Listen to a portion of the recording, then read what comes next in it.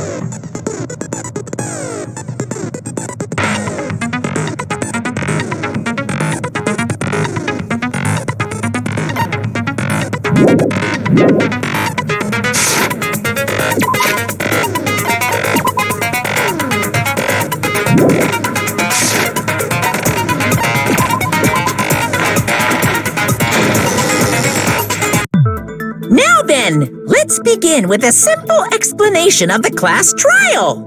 During the class trial, you will present your arguments for who the killer is and vote for who done it. If you vote correctly, then only the blackened will receive punishment. But if you pick the wrong person, I'll punish everyone besides the blackened, and that person will earn the right to leave this island. I'm sure you guys are starving by now, but let's get revved up and raring to go! Whoever survives will be treated to a fancy lunch. Guess what?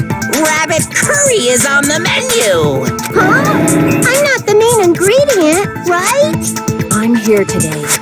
because Coach Nekomaru risked his life to protect me. I'm gonna be the one who avenges him.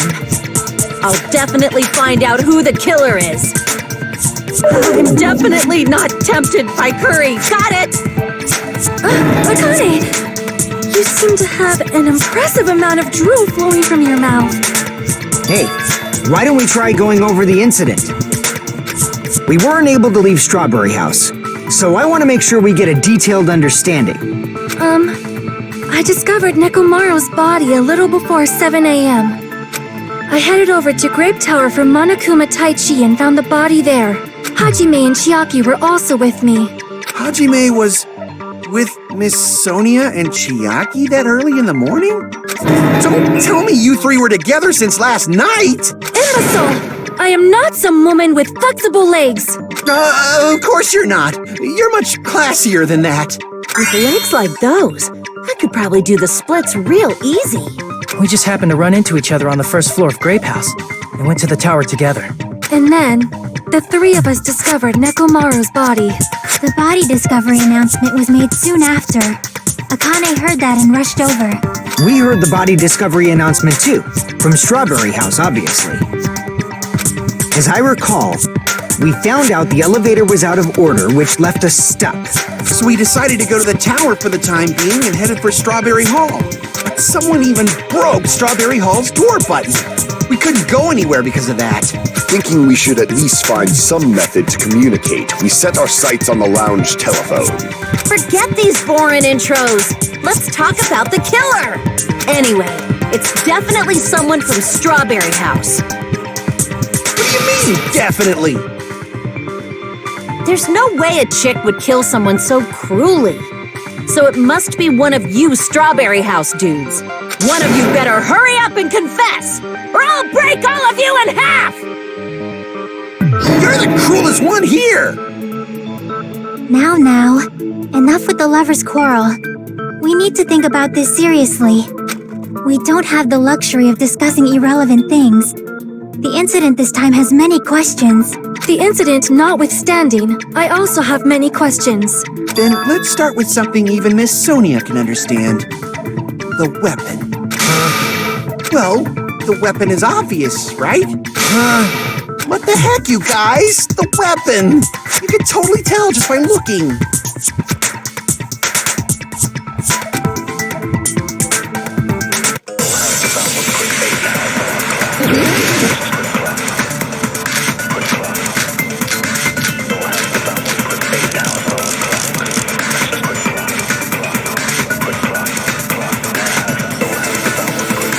I guess we should figure out the weapon first. The weapon was right there at the scene of the crime! That pillar, huh? No, the hammer! The killer used that hammer and beat the crap out of him!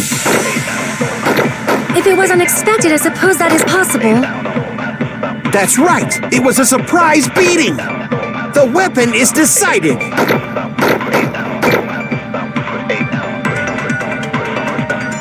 I guess we should figure out the weapon first. The weapon was right there! That pillar. No, the hammer! The killer used that hammer and beat the crap out of him! No, that's wrong.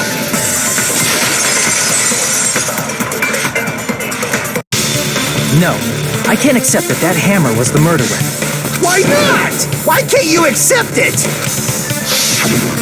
A lot of oil was flowing from Nekomaru's body, just like human blood, right? If the hammer was used to beat Nekomaru, you'd expect some oil to be on it at least. But that hammer was clean. So that's why you can't accept that it's the murder weapon. Well, yeah, but the killer might have wiped off the oil later. Why?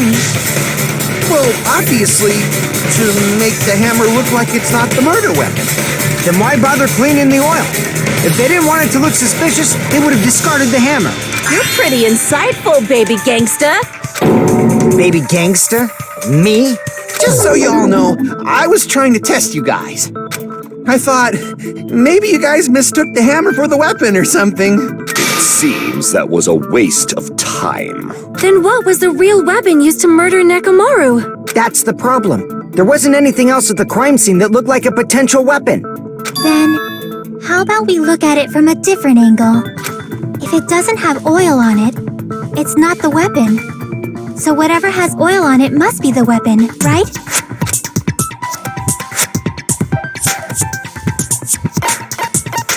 I see! The only thing with oil on it is that broken pillar. Then that pillar is the weapon! Coach Nekomaru got clobbered with that pillar! Nobody could withstand a blow from that pillar. Even if you used 100% of your muscle strength, it would be impossible to wield it as a weapon. Why? We tried to move it, right?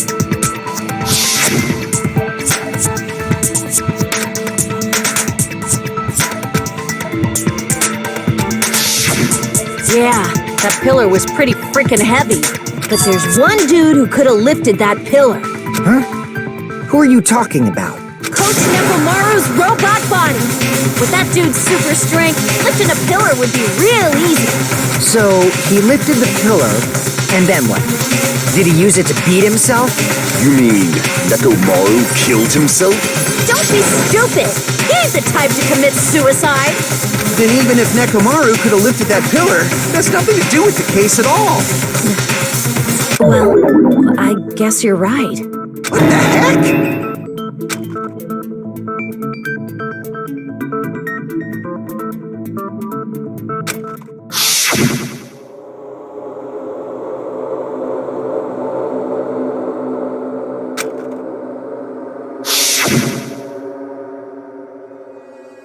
But that's a problem. If it's not the pillar, then there's no other weapon we can think of. There may be a way to use the pillar as a weapon without lifting it. Huh? For reals? Yes, for reals. I see. So my gut was right after all. All right, it's up to you, Sonia. Prove that pillar was the murder weapon. Understood. Then I shall give it my all. Sonia, here I go!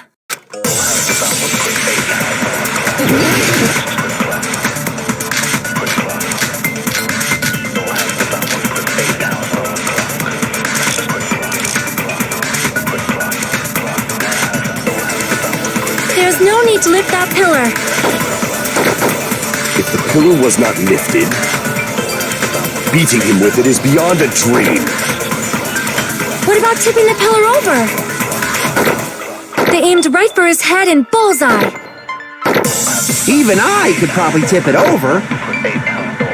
Considering the pillar's weight, it probably exerted a ton of force. Sonia, you go, girl! I'm getting hella excited!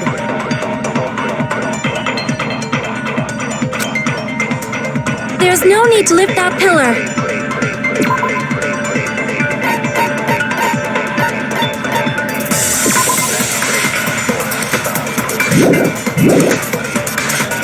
If the pillar was not lifted, beating him with it is beyond a dream.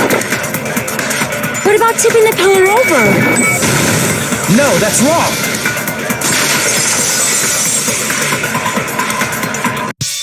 If Nekomaru was crushed by the pillar, then there should have been fragments on top of his body. Huh?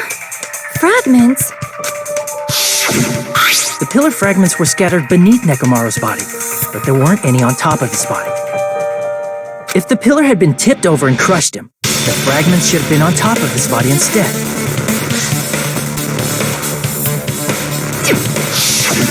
I briefly considered that too, but it's probably not what happened. I see. That was entirely my bad. If they didn't tip it over, then how did the killer murder Nekomaru with that pillar? How much longer are you gonna focus on the pillar? Just let it go already! There's no way I can let it go. I'm positive that Nekomaru was killed by that pillar. Why are you so certain about that? I just have a feeling. A feeling, huh? That's just your instincts. But we can't say for sure that that instinct is wrong, can we? There's another way to use that pillar to kill. You guys just haven't noticed it. Is that true? Then I shall ask you, what way is that? You guys, same as usual. You're unable to clear a path to the future with your own powers, so you just stand there and falter. What a waste of talent.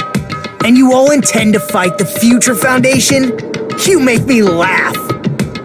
What did you say? Regardless, it's not like I want to die with the rest of you. So I guess I should lend a hand.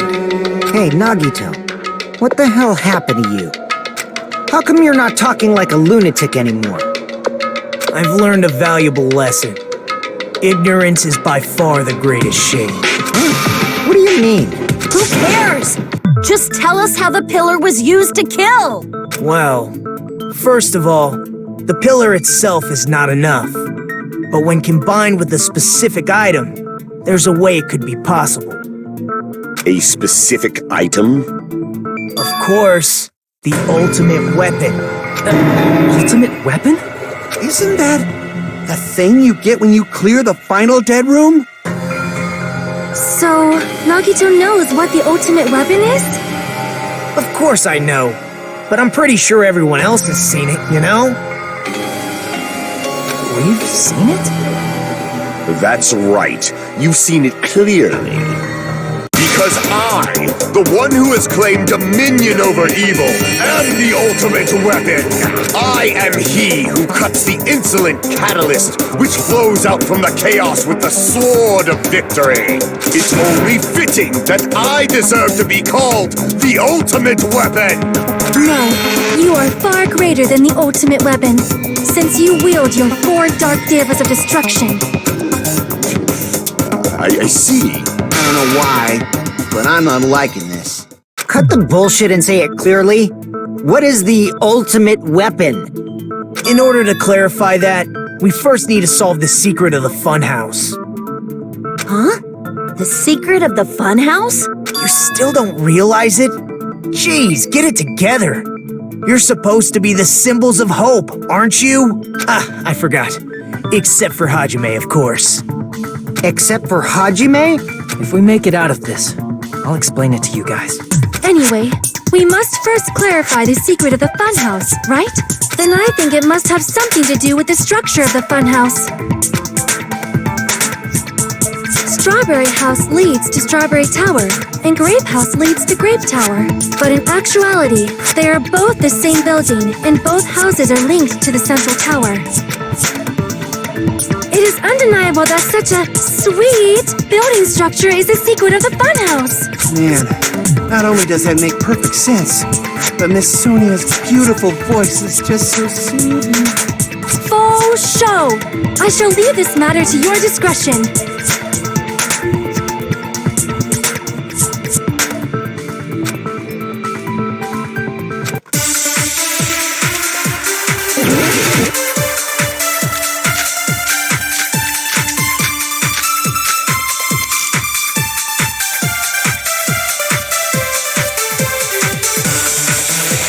In truth, Strawberry Tower and Grape Tower are actually the exact same place. So that's the secret of the funhouse. Is that really it?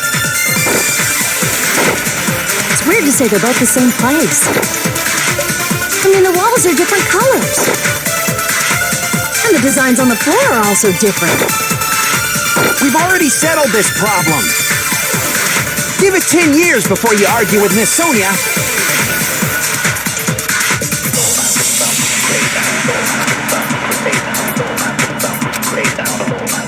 In truth, Strawberry Tower and Grape Tower are actually the exact same place.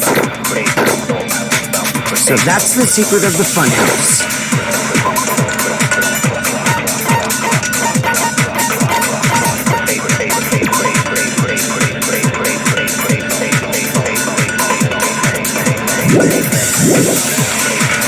Is that really it? It's weird to say they're both the same place. I mean, the walls are different colors.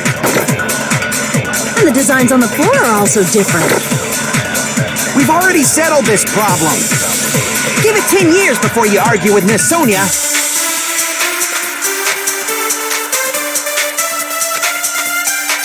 In truth, Strawberry Tower and Grape Tower are actually the exact same place. No, that's wrong.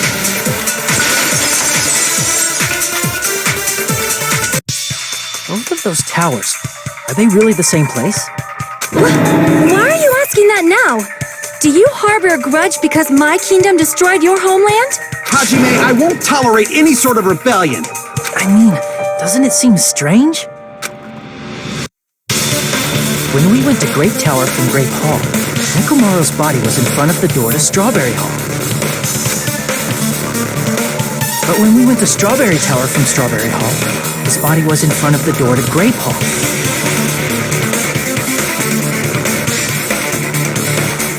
It's probably some kind of trick, like the floor rotating 180 degrees or something. If it is, then see? That means it could have passed as the exact same place, right? If so, then what? Do you seriously think such a simple answer is the correct answer? Does that mean he's wrong? Oops, I guess I've said too much. If the floor didn't rotate, then that means we need to think about the structure of the building again. Bow down! Then how about this? Somebody moved Nekomaru's body. Well, we were moving from Grape Tower to Strawberry Tower, but we should have all been together during that time. Even if they tried to move the body inside the tower. Then Monokuma did it. While we were moving, Monokuma quickly moved things around. But Nekomaru's body wasn't the only thing moved. Are you saying the broken pillar was moved too?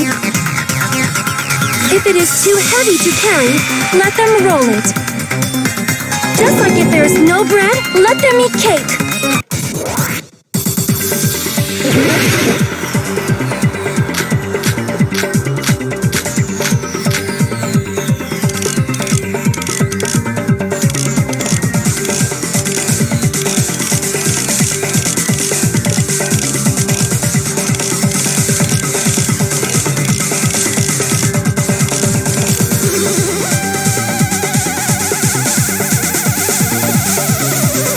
Different ways.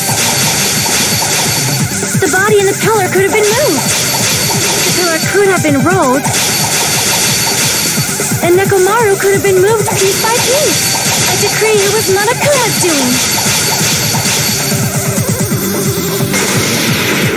Moving the body and the pillar in such a short time.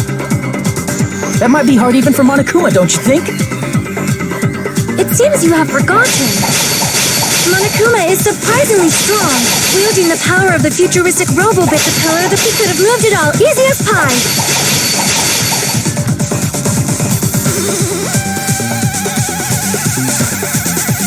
It seems you have forgotten. Monokuma is surprisingly strong. Wielding up the pillar, the body, everything at the crime scene. Allow me to cut through those words. Moving the body and pillar is possible, but it would have been impossible to move the oil on the floor.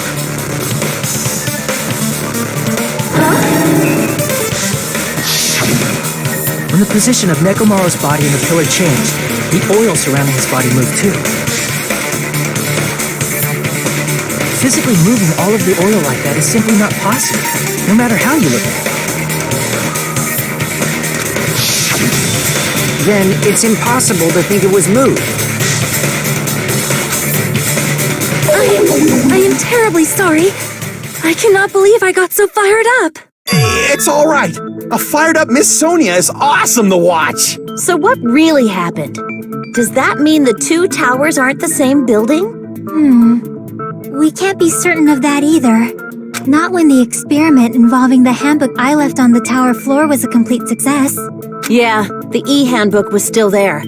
That's why we thought the two towers were the same building. If they're not the same building or two different buildings, then what are they? No idea, huh?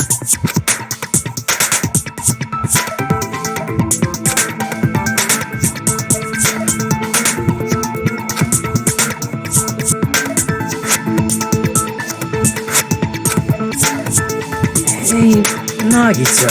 I thought it would come to this. I knew my turn was coming up. Fine. I'll tell you guys a big hint that can help you solve the secret of the funhouse. Give us the answer, not a friggin' hint. But then it wouldn't mean anything. I need you guys to do this class trial properly. It's also important for me because it will help me determine something.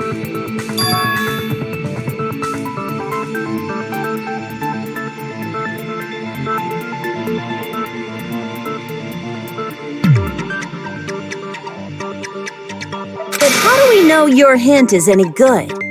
It's suspicious that you're the only one who knows it. I have a good reason for that. The reason I'm the only one who knows it is because I was the only one who performed the appropriate action.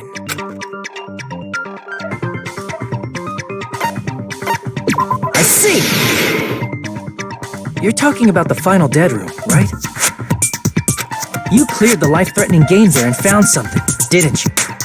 That's right. The hint is what I saw after I cleared it. In the depths of the final dead room, there was a hidden room surrounded by concrete. And there, a small conspicuous window waited, all by itself. From that window, I saw some very strange scenery. Strange scenery? Instead of explaining it might be faster just to show you. At an opportune time, I found a perfect camera in the final dead room. You took a picture? Yep. See? This is it.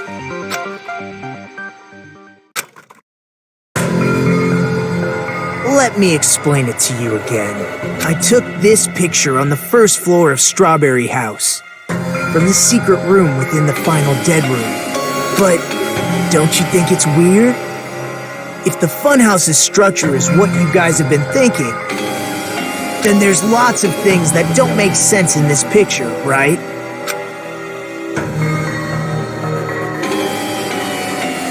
Then let's begin. Shall I call it thinking time?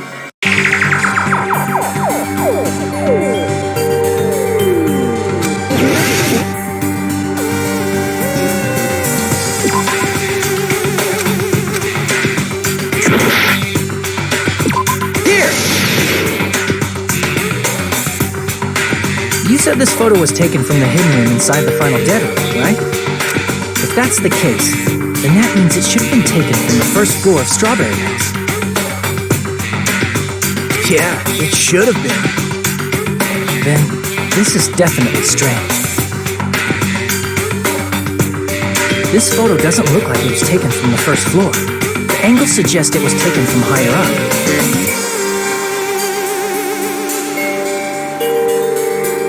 I see. And is that it?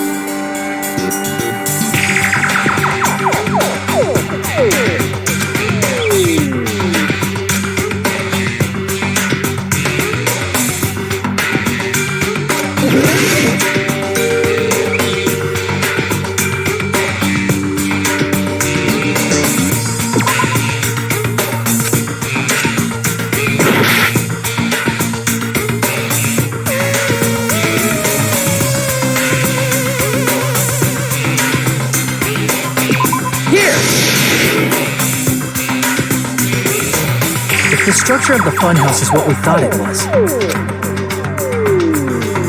Grape House and Strawberry House should link to the tower in the middle. Which means, if you're viewing the tower from Strawberry House, you should see Grape House behind it. But in this photo, I don't see anything behind the tower. No shadow, no shape, no Grape House at all. That's right. Good call. In summary, this is the truth contained in this photo. The first floor of Strawberry House is located in a high area, and Grape House is not behind the tower. It's not? Are you saying that Grape House is merely an illusion spell cast by Monokuma's cursed eye? From this point on, do your own thinking. Now that you've finally met the same requirements as me, if you guys are truly symbols of hope, You can easily solve a simple mystery like this. It might be possible for Hajime to solve it too, even though he's just a normal high school student.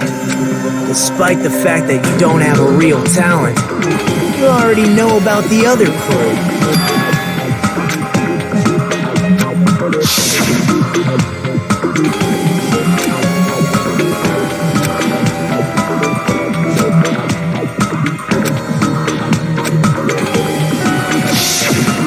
Referring to when you suddenly appeared on the second floor of Grape House, right?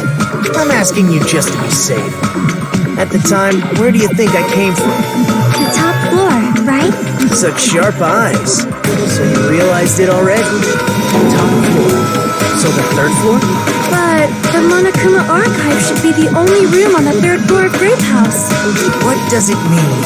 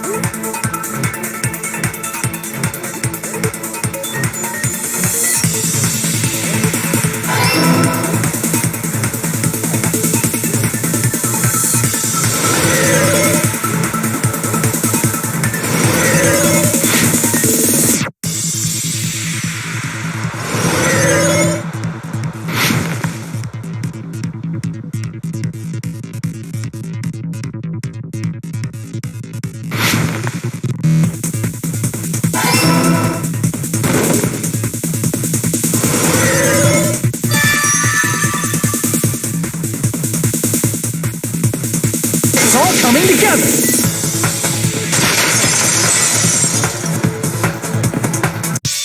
Got it. I know the secret of the funhouse. Then let me hear it. What kind of answer will you give, I wonder? In the picture Nagito took from Strawberry House, I didn't see Grape House at all. So where did Grape House go? There is only one possibility. It was in a position where it couldn't be seen from Strawberry House. Which means Strawberry House and Grape House are in the same building, but on different floors. Same building, different floors? Then the two houses aren't two different 3-story buildings. They're actually one 6-story building?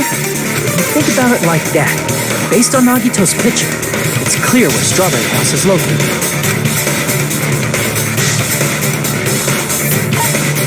I see! On top of Grape House. That's where Strawberry House is located. Because of that, the photo taken from the first floor of Strawberry House was at a high angle. Altogether, this means the first floor of Strawberry House is also the 4th floor above Grape House. Oh, snap! I never expected that the two houses were connected vertically. But what about the shape of the building? The two houses were completely different shapes. Strawberry House is 4-sided, and Grape House is 6-sided, right? It never occurred to us that they were the same building because it was structured with two different shapes.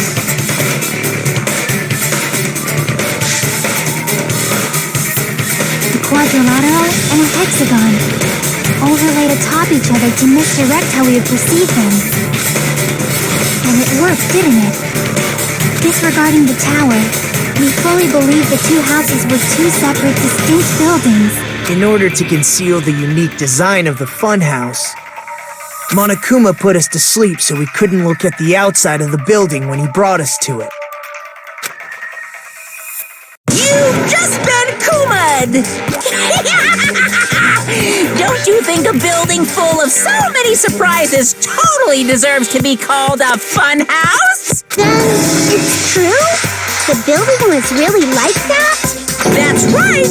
Those two houses exist on different floors in the same building! Constructing a building like that on your own without my knowledge? How horrible! Then what about the towers? Are they arranged vertically just like the houses? Yeah, Strawberry Tower and Grape Tower should have also been different floors inside the same building. Just like Strawberry House was on top of Grape House, Strawberry Tower was also on top of Grape Tower. However, if they're different floors within the same building, why was Nekomaru's body in both places? Aw, your precious hammies don't know? But it's so simple. Alrighty then. I'll be the one who solves this mystery in a flash. Please watch me, Miss Sonia. Oh, I see. Do whatever you like. I'll definitely make her watch me. I'm gonna stand out till she notices me.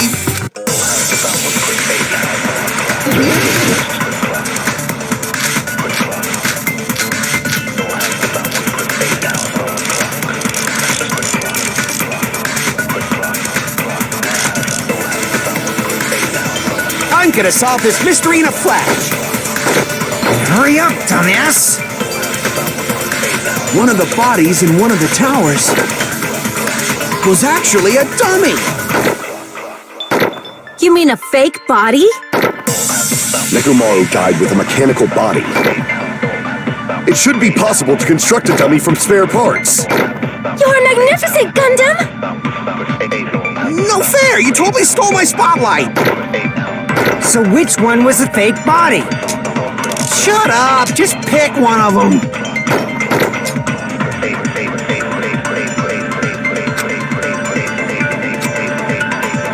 I'm gonna solve this mystery in a flash!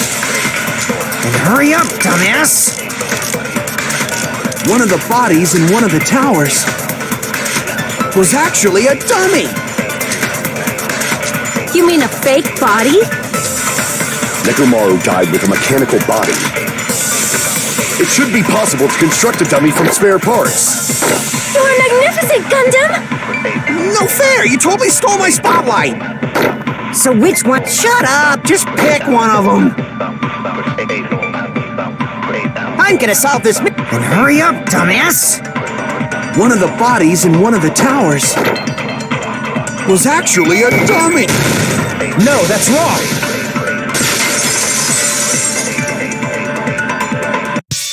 Nekomaru's body wasn't a dummy. That can be proven by Kazuichi's account.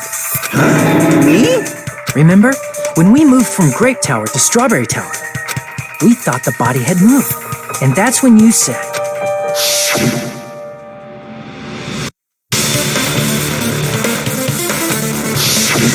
right up until that moment, you were disassembling Nekomaru's body at Grape Tower, right? The killer couldn't have known how you'd take apart his body, so they couldn't have built a dummy. Unless Kazuichi was the one who built the dummy, then it would be a different story. Miss Sonia, that's a pretty harsh joke. You are joking, right? It's alright. Kazuichi is not the killer. If he was, he wouldn't have fixed the elevator or the button in Strawberry Hall. It'd be much more convenient for the killer if it stayed broken. I see. That is disappointing. I'm even more disappointed. However, even if Nekomaru's body wasn't a dummy, it's meaningless if we don't have the important answer. The reason Nekomaru's body was in both towers, even though it was supposed to be on different floors. Maybe it was simply moved? The body moved to a different floor? You can't think of a device like that? A device that moves things to different floors in the same building?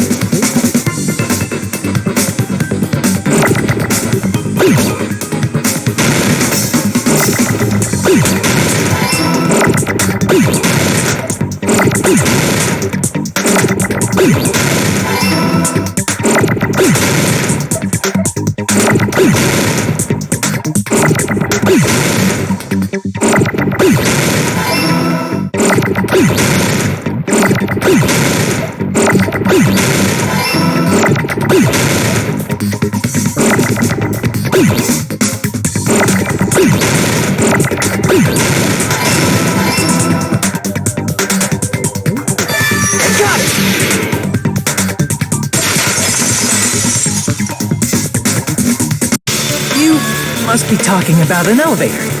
What? Are you saying Nekomaru's body was transported using an elevator? Where the hell is this elevator anyway? It's the tower itself. The inside of the tower is one big elevator. Which means the tower was designed so that the whole room goes up and down like an elevator. So whether you enter from Strawberry Hall or Grape Hall, it all leads to the same room, right?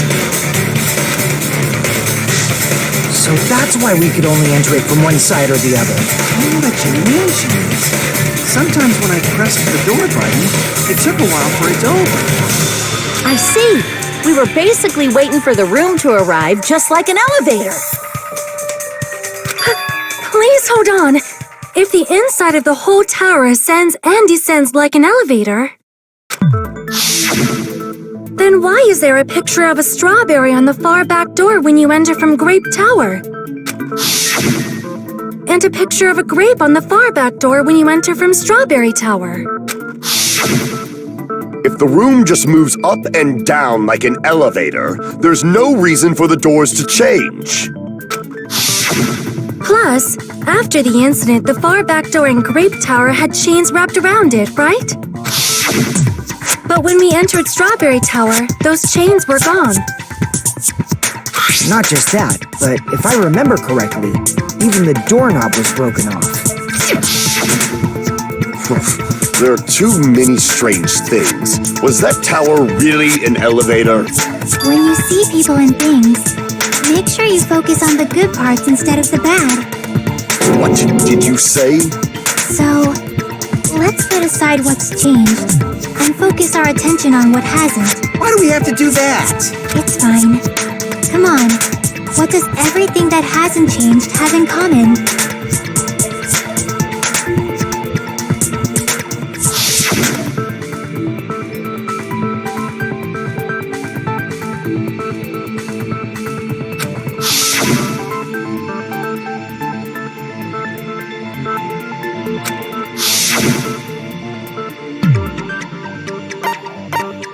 I see! Is it safe to say that all the items on the floor didn't change? And? And? Why did the picture on the far back door change? If you can figure that out, you'll have the answer. The reason is because that elevator has something unique about it.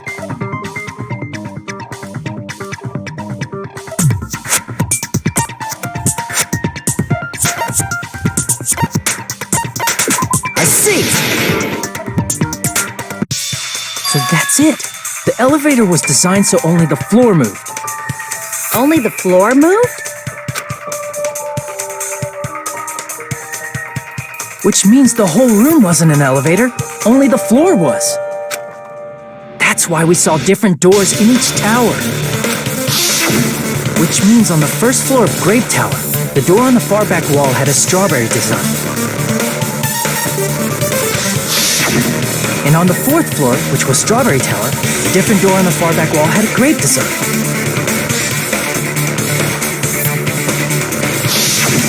Then, where do the different floors lead?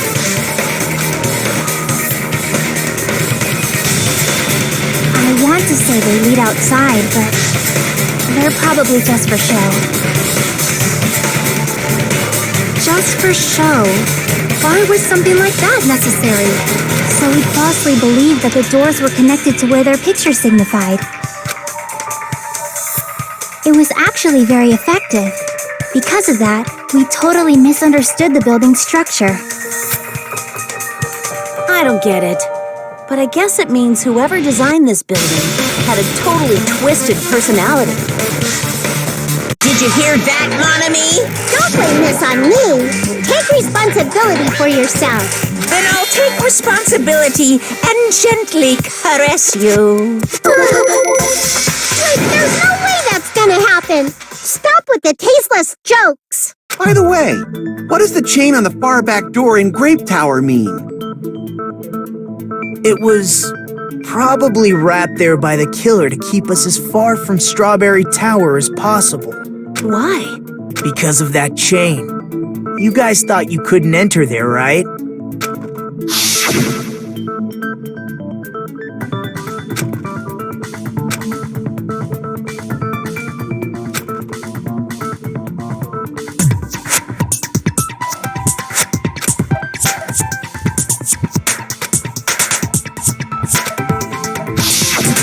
The killer destroyed the Strawberry Hall button, so we'd stay away from Strawberry Tower.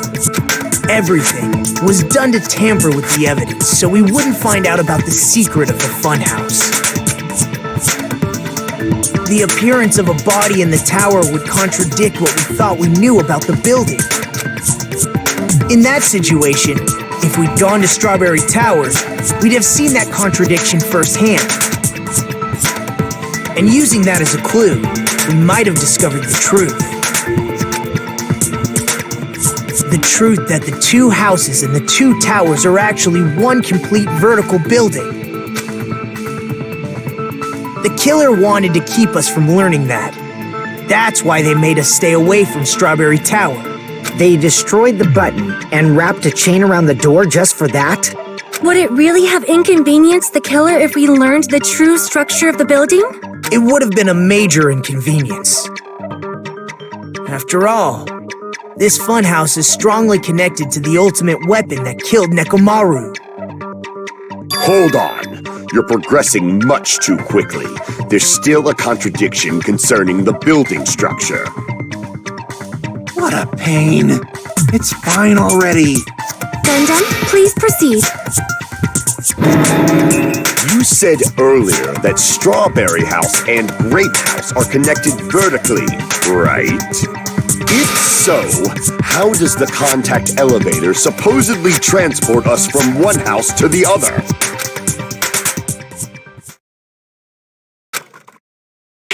If that elevator moves vertically, then when your back is facing the elevator, both towers should be on the same side.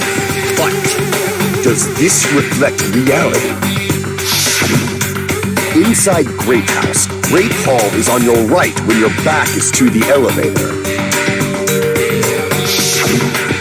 And inside Strawberry House, Strawberry Hall is on your left when your back is to the elevator. Which means the houses are on exact opposite sides of the tower. Answer me, fiend! What does this mean? What does this mean?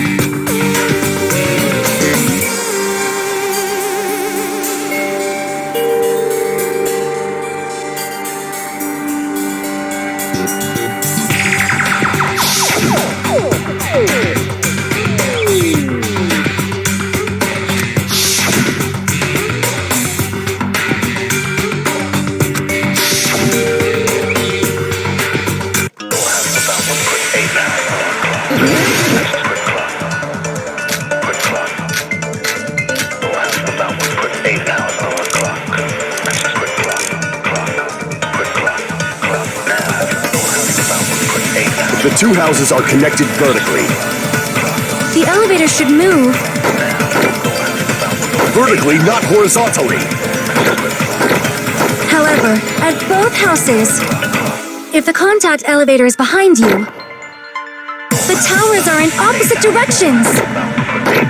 Which means your reasoning It's clearly contradictory. What's with this iron curtain of teamwork?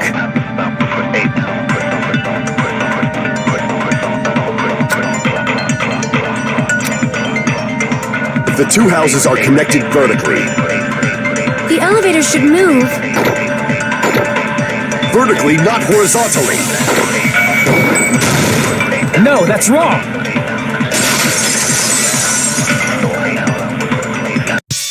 The elevator wasn't just moving vertically. Isn't that right, Kazuichi? Huh? Me? Come on, you used the elevator while you were holding that compass Nagito gave you, right? Oh, that. Yeah, that was pretty strange. From start to finish, somehow the compass needle rotated 180 degrees. Rotated 180 degrees? Meaning, as the elevator moved between the two houses, it also rotated 180 degrees. It was probably probably following the building's perimeter as it rotated to the other side. Which means the exit would be on the opposite side once you arrived at the other house, right? And thanks to that, the tower we saw on our right side when we arrived at Grape House appeared on our left side when we were at Strawberry House. An elevator that rotates while it moves. Is that even possible? It's like something from an amusement park. Well, a funhouse is an amusement park attraction, you know.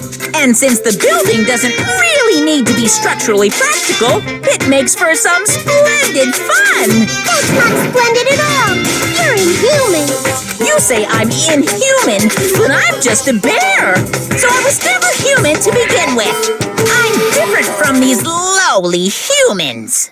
So we're done with the secret of the funhouse, right? Then let's start talking about the important stuff. What's the ultimate weapon that killed Nekomaru? And how'd they combine it with the pillar? Huh? You still don't know what the ultimate weapon is yet? It's what I found at the Octagon, you know. What is the Octagon? I haven't heard about that yet. Oh my... I can't believe I have to explain that now. As long as you know what an Octagon means, you can solve this simple mystery easily.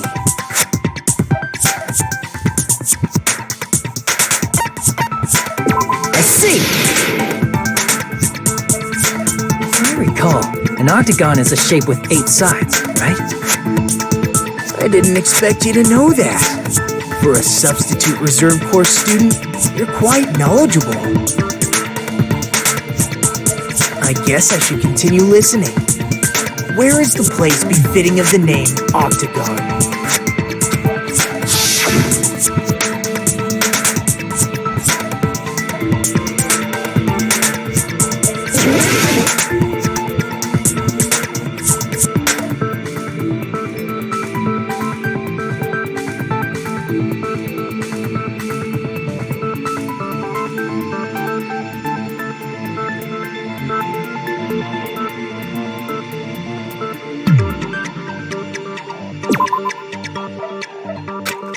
Crap!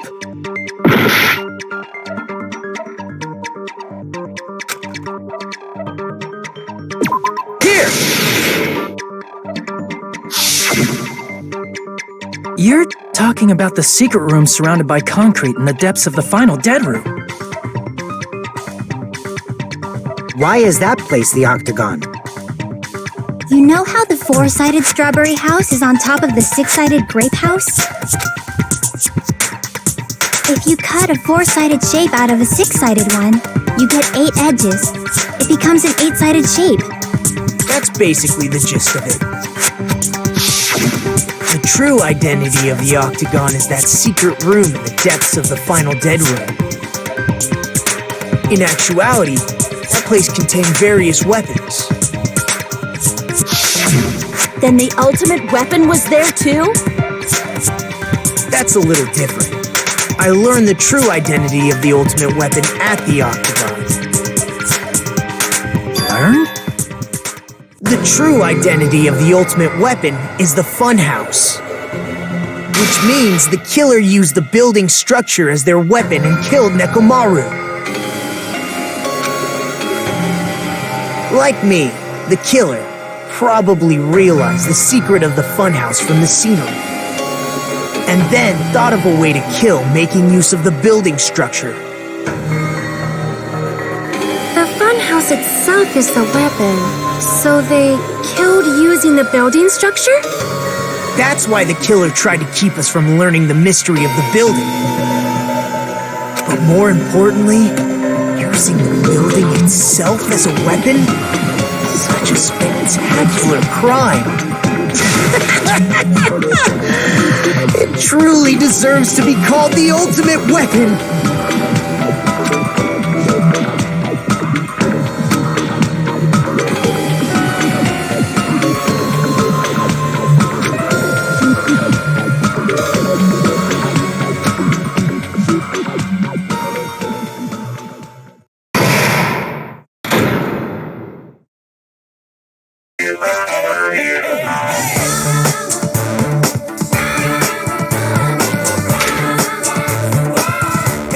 I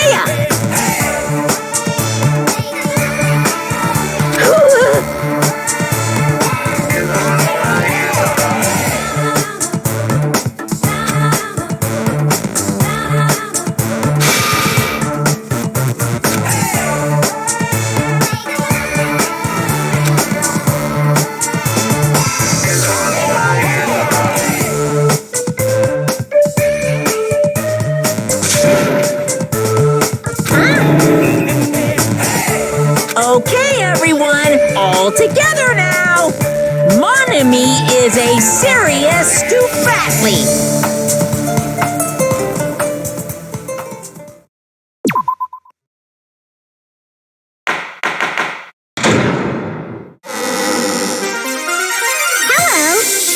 Your day as well. I'm trying to force myself to be more energetic, or else my mental state won't be able to keep up. My heart's thumping like crazy. I might as well have a laid-back, so what attitude and go ahead with high energy. Yeehaw! But be careful that your batteries don't run out for various reasons. And just like I say each time, don't forget to save frequently!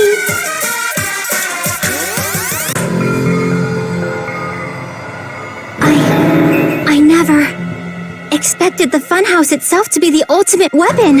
Oh well, let's just press on ahead. Is it really alright to accept a situation so easily? I mean, that's not what's important.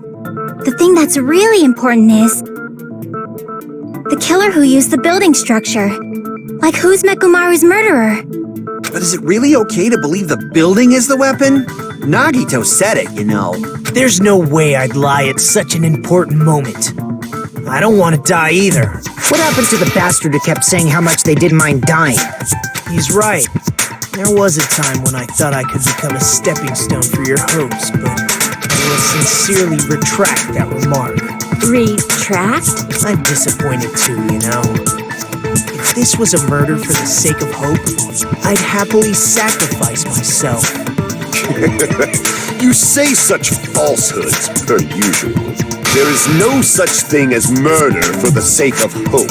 Murder is simply murder. Forcibly sacrificing others for one's own desires. Even one as diabolical as I would avoid such actions. I see. It's fine.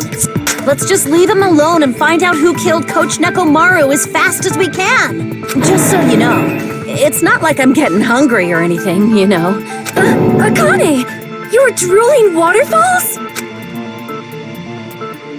Anyway, if the killer used the building structure, why don't we think about how they used it? How they killed Nekomaru. It might be better if we clarify the cause of death first, don't you think?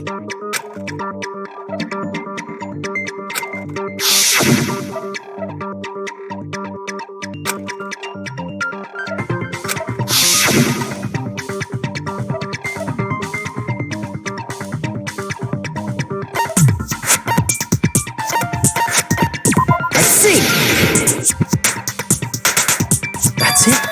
I think he might have died from falling. Died from falling? If the funhouse's secret is that it's a structure where both towers and houses are vertically connected, then the killer made use of its height and caused Nekomaru to die from falling. Are you saying they pushed him off? Where'd they push him off from? That I don't know yet. Don't just make things up when you don't know the method. Where in that building would you even be able to push someone off in the first place? It might be possible in the tower. You could push him off the 4th floor when the elevator is on the 1st floor. Did you forget how the elevator functions? When it's on the 1st floor, the door on the 4th floor won't open. Saying he died from falling is truly incorrect. You should burn in the flames of hell. But my gut is going crazy right now.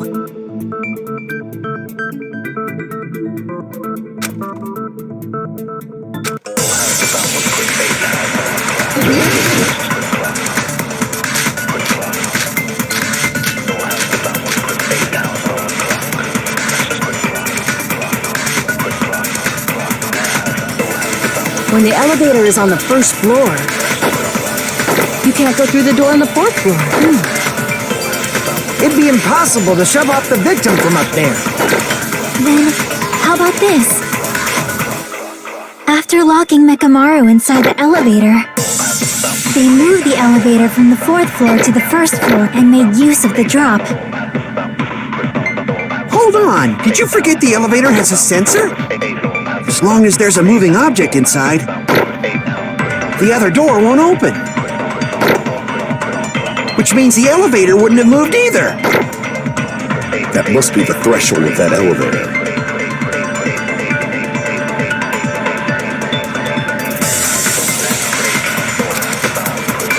When the elevator is on the first floor, you can't go through the door on the fourth floor. It'd be impossible to shove off the victim from up there. Then, how about this? After locking Nekamaru inside the elevator, they moved the elevator from the fourth floor to the first floor and made use of the drop. Hold on, did you forget the elevator has a sensor? As long as there's a moving object, it... No, that's wrong!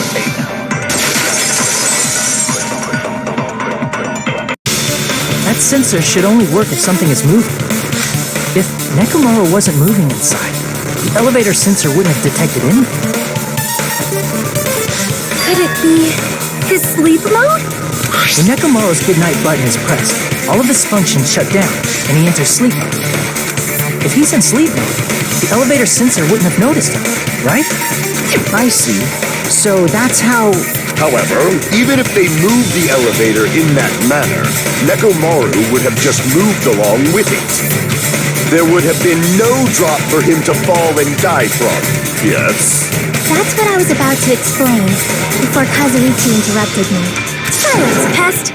Now you're calling me a pest?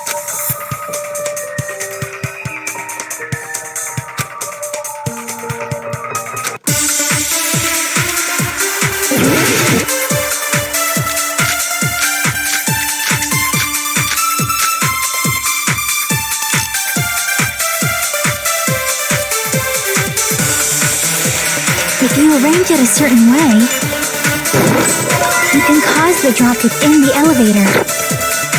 So you're telling us all to think about the arrangement, right? That arrangement is... The hammer is suspicious. Isn't it about time we went over the pillar again? What about the oil on the floor? The doorknob on the floor seems suspicious.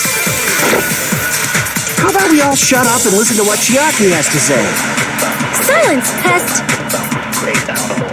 Don't be so cold. What if I start to enjoy it?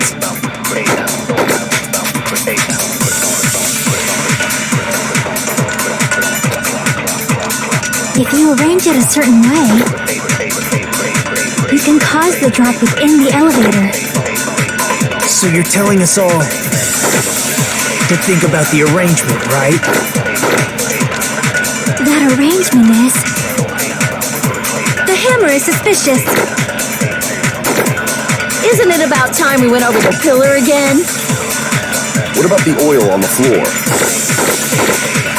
The doorknob on the floor seems suspicious. I agree with that.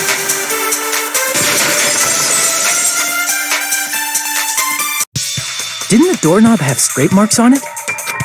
That might have been where it got scraped by the wire. Is that the same wire that was tied around Nekamaru? The tip of that wire was tied into a loop. If the elevator moved while that loop part hung from the doorknob... If they did something like that, he would have been suspended in midair! That's right. He was suspended in midair. Huh? The killer tied up Nekamaru with the wire while he was in sleep mode. Tied the tip of the wire into a knot and hung it on the doorknob to the fourth floor. With that, they moved the elevator from the fourth floor to the first floor of Grape Tower and suspended Nekamaru in midair. That's right! He was so well hung! Kinda like... You better not finish that sentence! The killer took advantage of the elevator's unique feature. Only the floor moves. By doing that, they created a drop so Nekamaru could fall to his death. Too easy. So what if they created a drop? There's no way you can make him fall and die with just that. Why? If Nekamaru is suspended in midair like that, then how do you get him to fall? Because if he's suspended in midair, he won't die if he doesn't actually fall.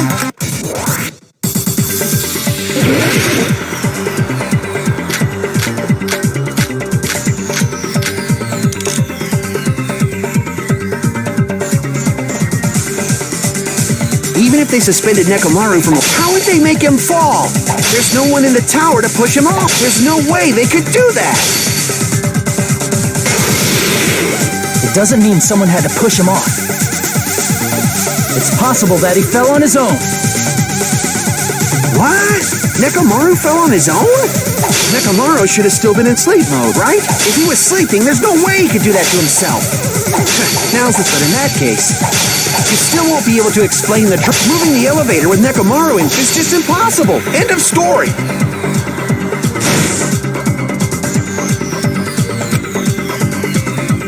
What?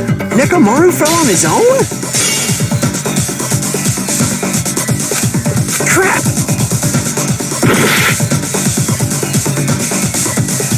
What? Nekomaru fell on his own? Nekomaru should have still been in sleep mode, right? Allow me to cut through those words! What do you think would happen if Nekomaru woke up while he was suspended upside down in midair? What are you saying? Like, how would he even wake up? He has an alarm inside his body. As long as it was armed, it would have deactivated his sleep mode. Which means the killer set the alarm before they suspended Nekomaru.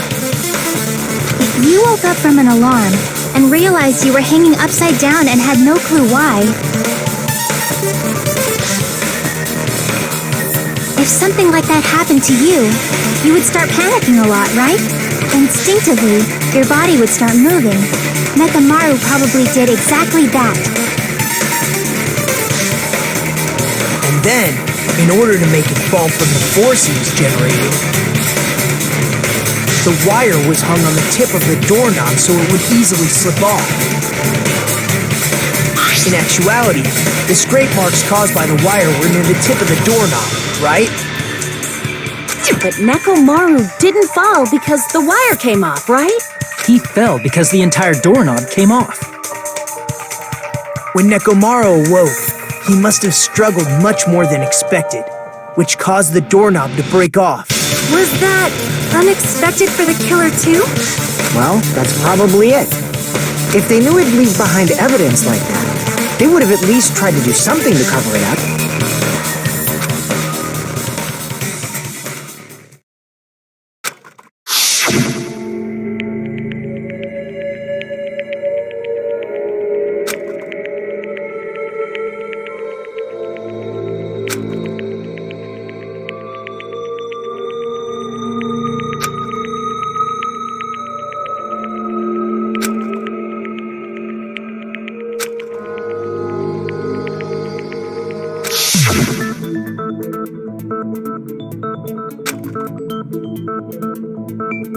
I see.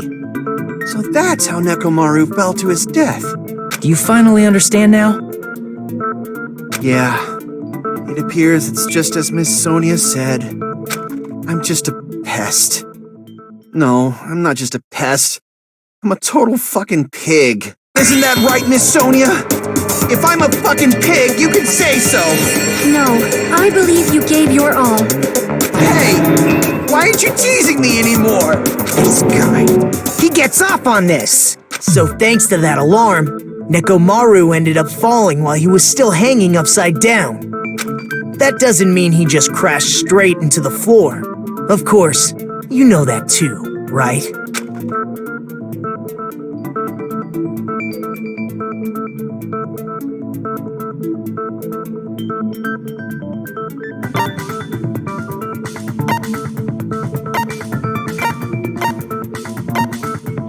I see.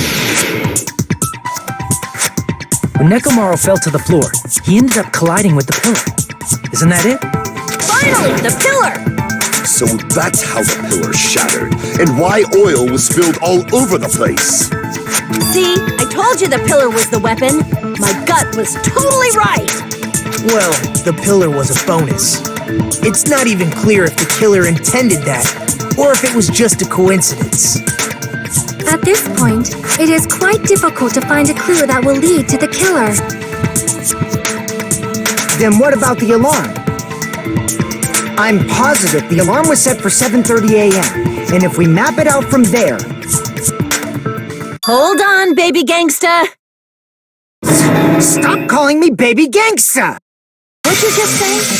Did you say the alarm was set for 7:30 a.m.? You didn't check it yourself? Nekomaru's alarm was set for 7:30 a.m. Nah, that's impossible.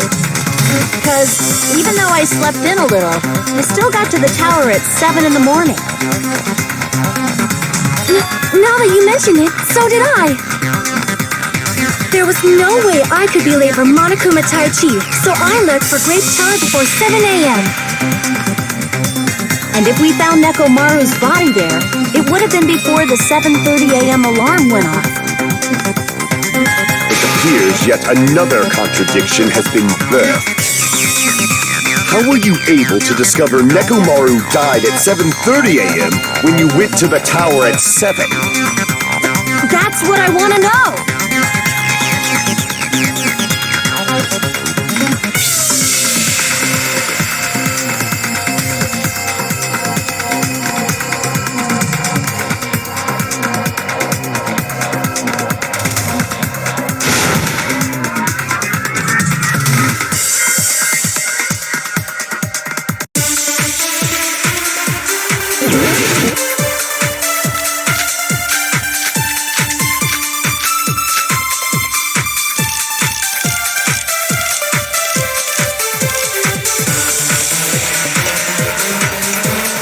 We headed for Grape Tower before 7 a.m., I am certain. But the alarm inside Nekomaru's chest was set for 7:30 a.m. Nekomaru died because of that alarm, right? This time of death and the time the body was discovered. One of those must be an illusion. The killer probably did some tampering. They probably messed with the clock inside Nekomaru's chest. That's gotta be it!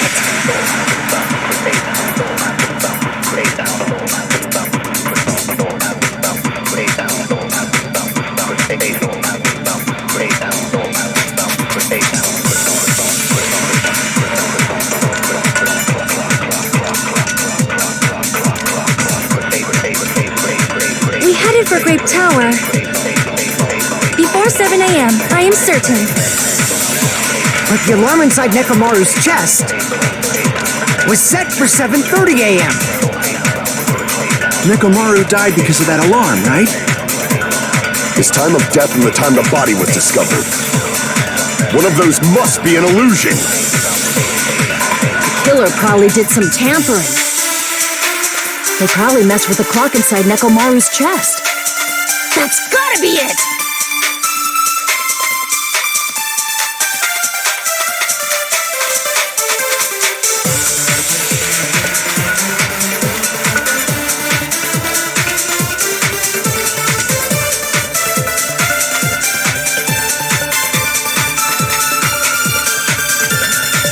We headed for Grape Tower before 7 a.m., I am certain.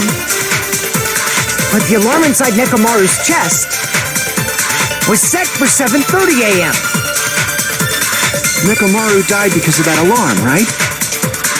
This time of death and the time the body was discovered. One of those must be an illusion. The killer probably did some tampering. They probably messed with the clock inside No, that's wrong!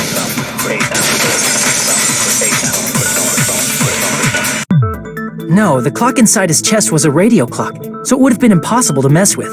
So you're saying there's no way the killer could have tampered with the clock? Maybe the clock Miss Sonia saw was the one that got tampered with. The clock inside Grape House? No, I checked all the clocks inside the funhouse. Oh, that's what I asked you to do. So you really listened to me and checked all the clocks. And because of that, I can confidently declare that all the clocks had the same time displayed. If there's no possibility that the time was tampered with, then we must doubt that human's testimony. Please believe me, we are not lying.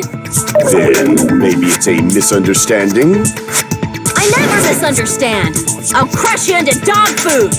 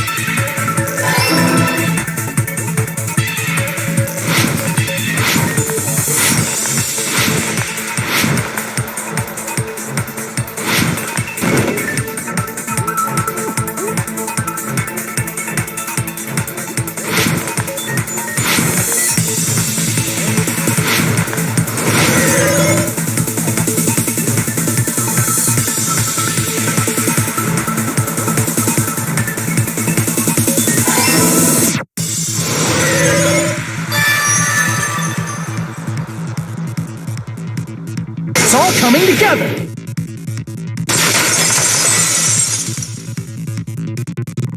You said you checked all the clocks inside the building. Isn't that right, Fuyuhiko? Yeah, none of the clocks had the wrong time. But what if all those clocks have been messed with? What? All the clocks? So even if you checked all the clocks inside the building, there's no way you'd have noticed it. I see. So the killer messed with the time inside the whole building by changing all the clocks. So that's what it was. There's no way I would have noticed that. This is truly fantastic! Now's not the time to be pleased. More importantly, how much was the time off?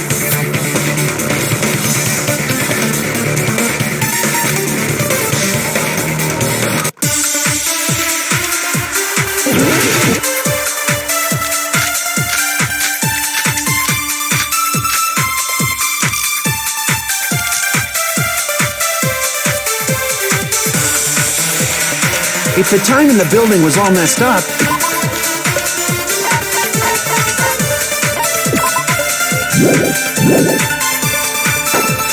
then we can only rely on Nekomaru's radio clock. The time of death. It's clearly 7:30 a.m.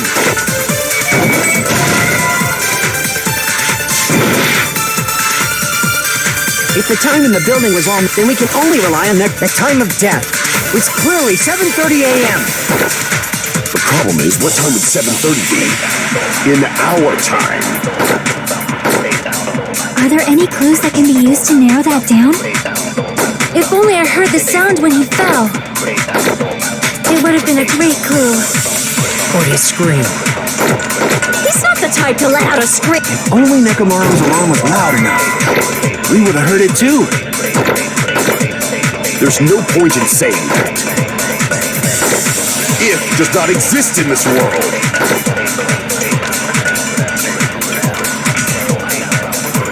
If the time in the building, then we can only rely. The time of death was clearly 7. The problem is, in our time. Are there any clues that If only I heard the sound when he... It would have been a great clue. Or his scream. He's not the type...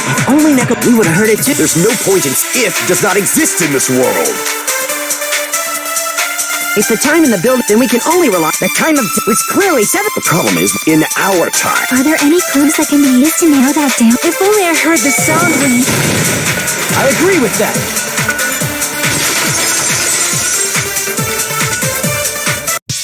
That's right. We should have heard the sound he made when he fell. Wasn't it that rumbling noise? Rumbling? I thought it was just an earthquake, so I went back to sleep. Was that the sound from when Nekomaru fell? Well, a huge body fell from the 4th floor to the 1st, and the pillar fell with it. It's obvious we'd hear the impact sound. We heard that noise too. It was when we were gathered at the Strawberry House Lounge. What is it, Sonia? Oh, well. That sound everyone heard? I did not hear it at all. Huh? You probably didn't hear it because you were sleeping. I could not sleep at all. I was awake the whole night with hunger pangs. There's nothing to worry about.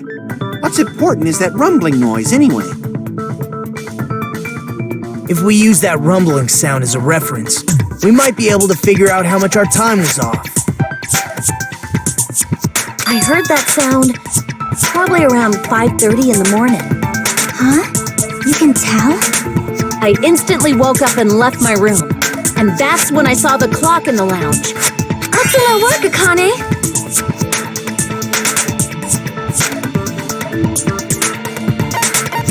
I see!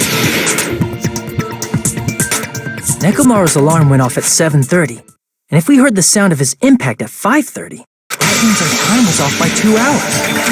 2 hours? That much? We were starving pretty badly. There's no way we would have noticed. Plus, the funhouse has no windows.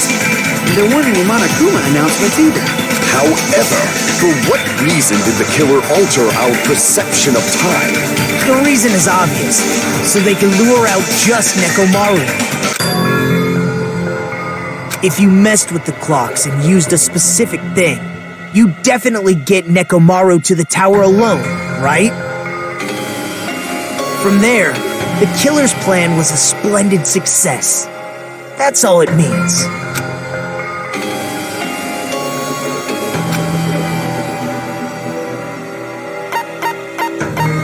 I see! That's it. The killer made use of the Monokuma Tai Chi activity in the morning. How did they use it?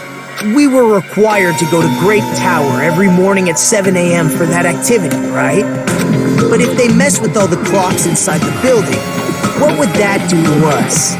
We wouldn't be able to attend on time, but that wouldn't affect Nekomaru. His radio clock had the exact time. That's right. In doing so, the killer was able to lure him to the tower by himself at the precise time. And when I witnessed Nekomaru early in the morning... If I recall, you witnessed Nekomaru around 5 a.m. And if that time was also 2 hours off, it should have been 7 a.m. Yeah, that's pretty much it. At that time, he was heading over to Monokuma Tai Chi, right on schedule. I see. Now that I think about it, I realize what Monokuma meant when he said those words. Too early! He didn't even ask you yet!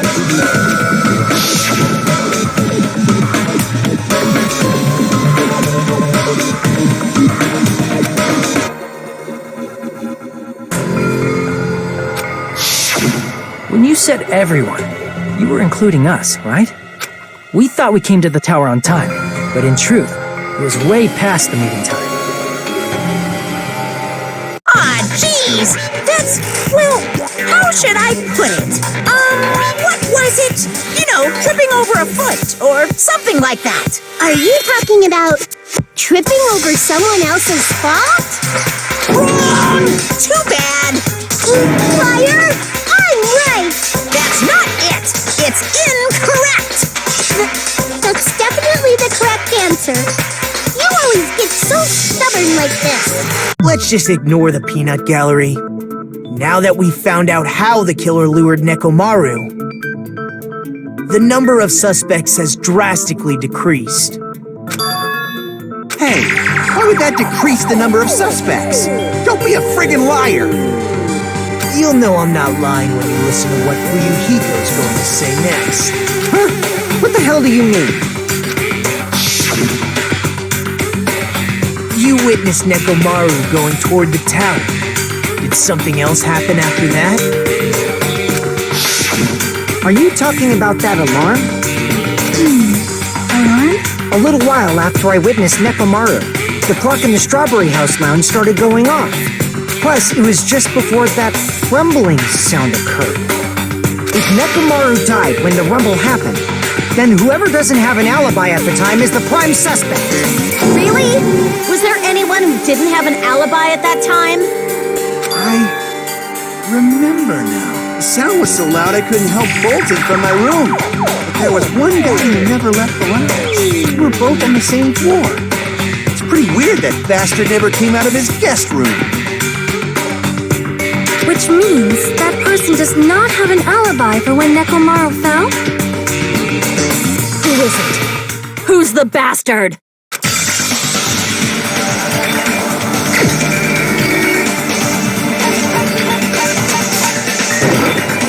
You're the only one! The one who wasn't there. It's you, right, Nagito? That's right. Nagito wasn't there. It was just me, Gundam, and Fuyuhiko. You didn't come out, even though the alarm was going off like crazy. You weren't in your room. If that's the case, where were you? Please, say something! If you don't hurry up and answer, I'm gonna suicide dive you! If I may be frank, even if I wanted to go to the lounge, I couldn't. You couldn't? What do you mean? It's merely the foolish talk of the... Not only did I not hear the alarm, I never even heard that rumbling sound. You're definitely fucking lying. However, that is also true for me. It is obvious that I did not hear the alarm in Strawberry House. But I did not hear the rumbling sound either. Is that not strange? I mean, everyone else heard it. To be honest, it's not just them. The same goes for me too. I was in a pretty deep sleep, so I thought that's why I couldn't hear it. But it wasn't that. I probably couldn't hear it at all. Couldn't hear it? What does that mean? You still don't know. Think about what the three of us who didn't hear a sound have in common, and I'm sure you'll figure it out.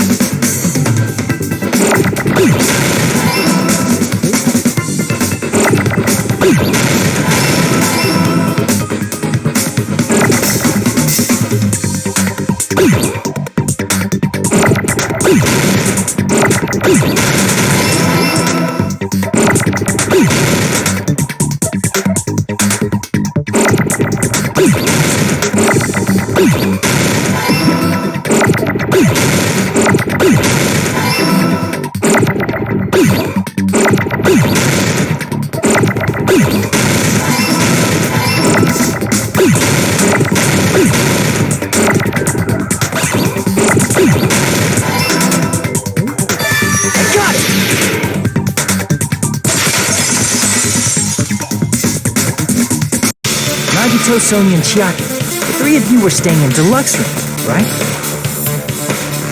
If I recall, the deluxe rooms are...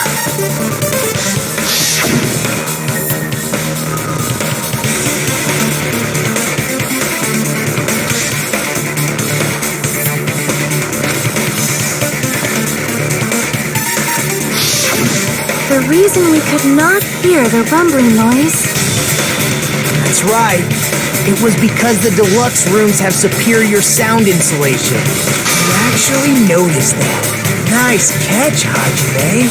Are you using your ultimate reserve corps student talent? Now then, you guys must understand by now, right? The true identity of Nekomaru's killer. Hold on a sec! Why does that lead to who the killer is? Why? Well, that fact just now is a very important clue, and a decisive factor in identifying the killer. Decisive factor?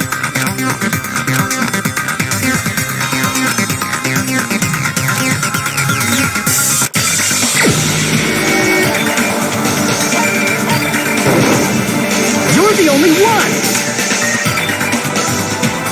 Gundam, there's something I want to ask you. When the alarm rang at the Strawberry House Lounge, you rushed over there too, right? What's wrong with that? If the bell of catastrophe rings throughout the night, it is the universe's providence to stop it. Why were you able to hear it? Hear what? I mean, you were also staying in a deluxe room, right? Nagito was staying in a deluxe room in the same house on the same floor, and he couldn't even hear it. So why were you able to hear that alarm? Now that you mention it... Gundam? There's only one possibility. You weren't in your room at the time. That's why, even though you were staying in a deluxe room, you still went to the lounge. Am I right? Gundam, you have some sort of explanation, right? Gundam probably couldn't return to his room because of Fuyuhiko. Me?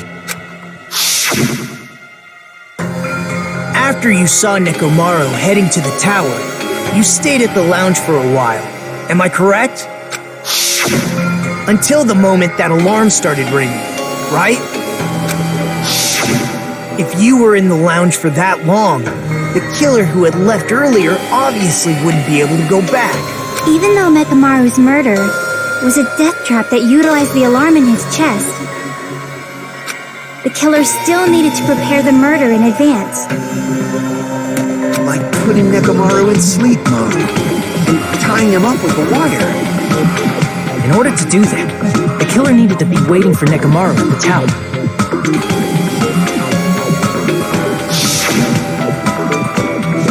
Which means when Fuyuhiko witnessed Nekomaru, the killer was already at the tower.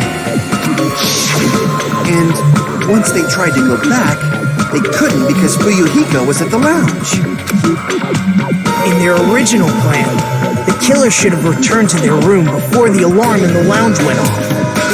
And they were supposed to stay in their room. They weren't planning to come out and go to the lounge. Which means they wouldn't have heard the alarm or the rumbling sound, thus proving they were in the room. Just like us. The best case scenario would have been if those two in the lounge had gone and checked the deluxe rooms. After all, if they personally saw the killer sleeping in their room, it gives the killer a stronger alibi. Unfortunately, they failed to secure that alibi. Because I was in the lounge. So the killer couldn't go back to their room and ended up hearing the lounge's alarm.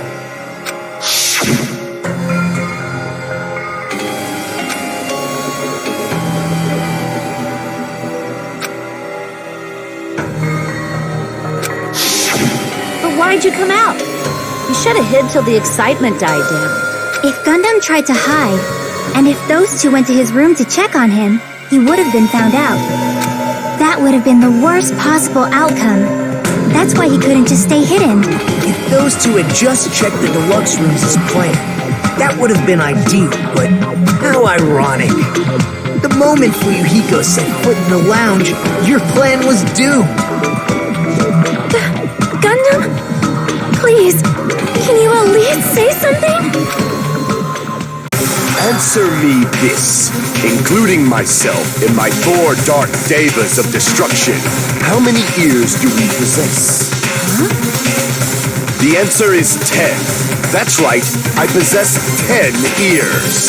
That means I have 5 times the hearing of a normal human. The soundproof system here may as well not exist. Is that your argument? You bastard! Do you understand the situation you're in right now? Do not panic. The truth shall now commence. At the time, I left my room to go to the bathroom. By coincidence, I heard the alarm. That's right. That's all it was. The world is always so simple. Are you saying it was just a coincidence? Isn't that timing a little too perfect? And yet, I'm being suspected by all of you. It seems it was actually horrible timing on my part. I see. You're still holding out. Well, you don't have to admit it. We're going to decide who the killer is with the majority vote anyway. So, why don't we just go ahead and start voting? It's obvious that Gundam is the killer. Hold on a sec. You know, Hajime, this class trial, this killing, it's merely the opening act, you know. Hey! What do you mean the class trial is just the opening act? Perhaps I should say, it's just a farce. Just a boring farce. So boring, so stressful. I'm so painfully bored that I might develop stomach ulcers. Seriously. Let's just hurry up and finish this before I collapse from poor health. Nagito, something definitely happened to you, didn't it? Hmm? At some point during the investigation, your behavior became even weirder. What actually happened? Did you discover something? Well, let's just leave that fun for later. And finish this opening act already. You said opening act again! Please hold on! We have yet to hear Gundam's rebuttal! But he's completely shut up. Perhaps he can't argue anything. Gundam! I was simply at a loss for words after being dumbfounded by your pathetic assumption. In fact, I shall deny the very basics. Your assumption has been wrong since the beginning. Since the beginning? Based on your assumption, I hung Nekomaru from the 4th floor of the tower and made the floor descend to the 1st floor. From there, after returning to Strawberry House, I was present when the alarm at the lounge went off, correct? Although going to and fro is busy enough as it is, how would I be able to travel between both houses anyway? I see. The contact elevator was broken. As I recall, the killer tampered with the Grape House control panel, which shut down the elevator. Plus, the stopped elevator should have been facing the Grape House side.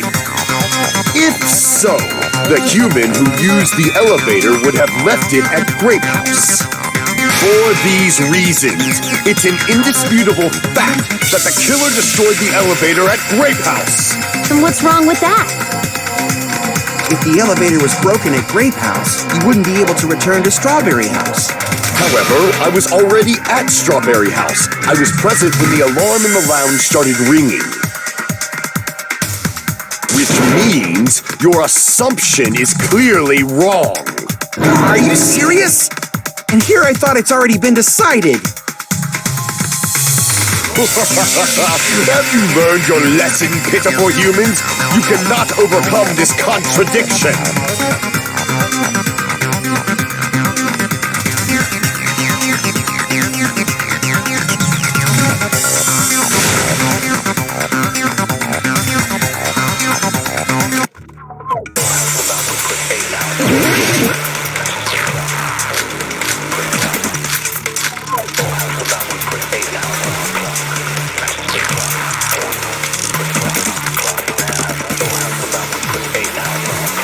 That elevator was the only means of travel between the two houses.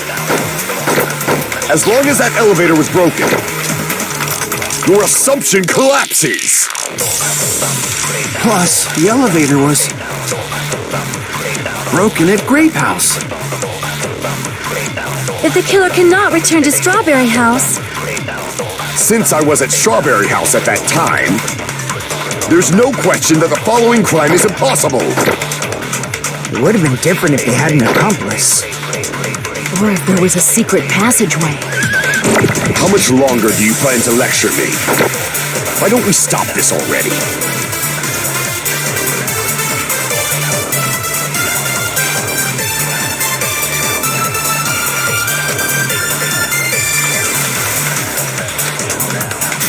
That elevator was the only means of travel between the two. No, that's wrong!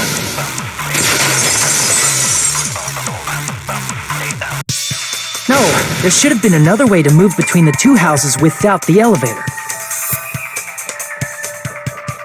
Such a method does not exist! Then why don't we ask the person who actually used that method?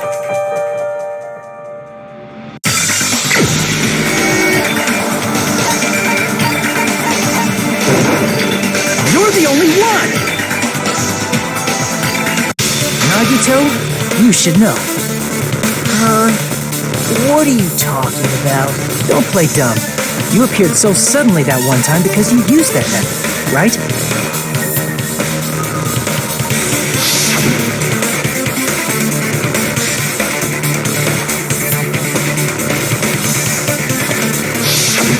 There's a secret passage connecting the first floor of Strawberry House to the third floor of Grape House. Isn't that right? Jeez, once again, I let the reserve course show up. But you're right. There's a door on the floor of the Octagon, which is on the first floor of Strawberry House.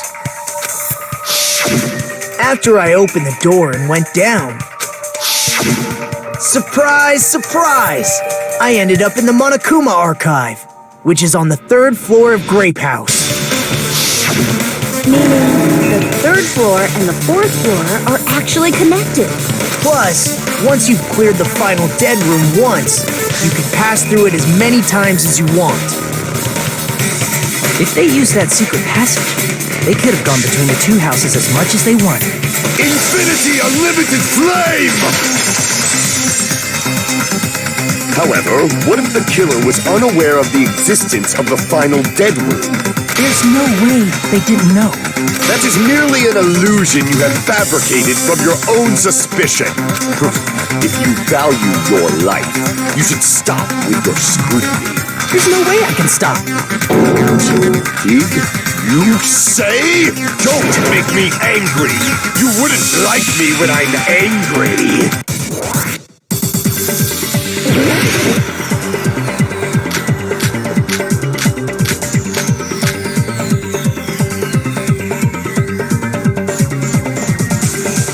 Even if the turbid box doesn't exist, you could travel through multiple planes, provided you use a spacious wormhole. However, how frail, I say! Your decayed illusion. Shall I feed you to the progeny of vile deities?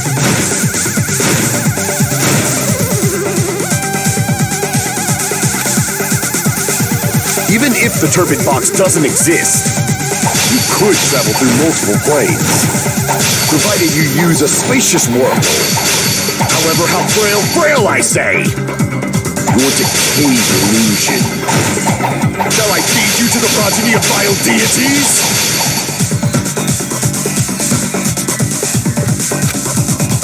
Even if the turbid box doesn't exist, you could travel through multiple planes, provided you use a spacious wormhole. However, how frail, I say! Your decayed illusion. Shall I feed you to the progeny of vile deities? I can't back down!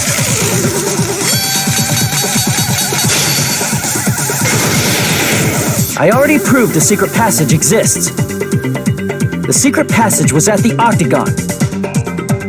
Know the limits of your own reasoning! You say the killer went to the Octagon? Don't bark, you cur!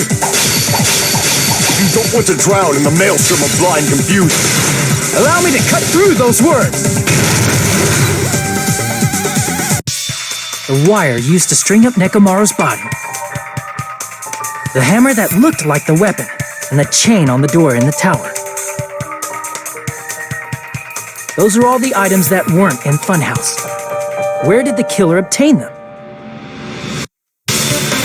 The only place I can think of is the Octagon. There were various weapons and tools there. I'm pretty sure I saw stuff like wires, hammers, and chains too. Since those items were used in the crime, there's no doubt that the killer went to the Octagon. If that's the case, they obviously know about the secret passage too, right? It seems this is the end. Normally we'd end up listening to Hajime lecture us with a very long summary of the case. But there's no reason to waste any more time on this opening act. So I'm going to end this right now. Hey, what are you... First of all, by messing with all the clocks in the building, Gundam tried to lure only Nekomaru. The elevator was probably broken by that point. Thanks to that, Nekomaru wasn't able to go to Grape Tower, which was supposed to be the meetup point. So he tried going over to Strawberry Tower, just like we did when we found out the elevator was broken. Well, it's obvious he'd attempt that. At that time, we didn't know the two towers were the exact same place. Also, the button in Strawberry Hall wasn't broken, so he was easily able to enter Strawberry Tower. But surprise! Gundam was waiting for Nekomaru's arrival. Hold on. If Nekomaru didn't go to Strawberry Tower, what would the killer have done then? Their plan was a balancing act of uncertainties. But even if they failed, they probably wouldn't have minded. They can just greet everyone the next morning as if nothing happened, and come up with a different plan. And, without such a risky plan, they wouldn't have been able to lure him at all. I'm going to continue summarizing the case, okay? Through this, Gundam successfully lured Nekomaru to Strawberry Tower. There's no way he could fight head-on with the robotic Nekomaru. So by pressing the goodnight button, he rendered Nekomaru powerless without fighting him. Hold on! You... What did you just say? That I didn't battle? What's wrong with that? Don't mess with me! Don't mess with me! I cannot ignore those words! Why are you angry all of a sudden? You fools do not understand! You don't understand at all! Ha! You make me laugh! After all this time, you still don't understand anything at all! I don't understand anything. What does that mean? It appears I cannot finish just yet. Maybe I'm just a human destined for hell. However, I cannot finish just yet. I cannot finish! What do you intend to do? It's obvious! I'm going to destroy your illusory assumptions! Are you saying you still have more? You still have room to argue? Your words. You said I pressed Nekomaru's goodnight button. However, that button was on the back of Nekomaru's neck. To press it, I'd have to get behind him. It's not easy to get the drop on Coach Nekomaru. It's even more difficult if it's a one-on-one situation. Just as I thought, truly frail, succumbing so easily to this simple argument, it was just a mere illusion. If you want to set me up as the killer, at least surpass your own human limitations. That's wrong, Gundam. You're the one who's wrong. Such a wonderful line. However, I cannot say that I'm satisfied. Listen well. I shall teach you 2 tips for making someone admit their defeat. First, you must crush them with your own overwhelming power. And as for the other, you must provide a reason that will persuade that human. You have not fulfilled either of those yet.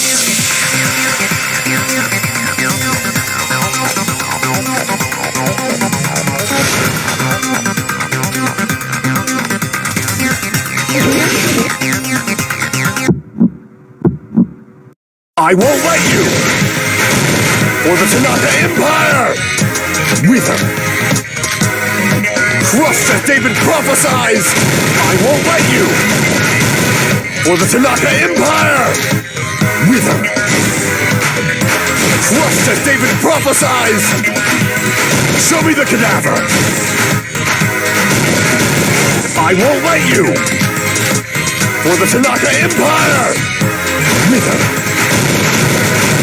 Crushed as David prophesied! I won't let you! For the Tanaka Empire! Wither! Crushed as David prophesied!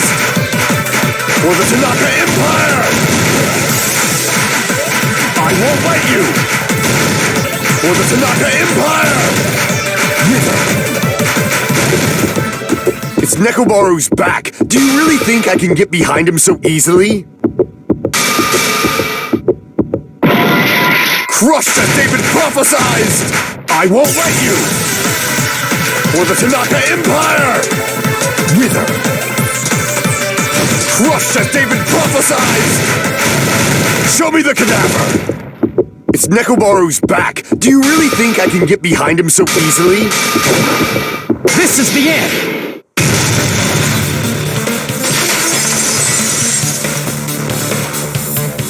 Even if you didn't get behind Nekomaru, you should have been able to press the button on the back of his neck. As long as you have the power of the hamsters you keep with you. Oh? Are you seriously saying he used his hamsters to press the button on the back of Nekomaru's neck? Of course that'd be impossible for a normal hamster, but it would have been possible for Gundams. In fact, we saw that with our very own eyes, right?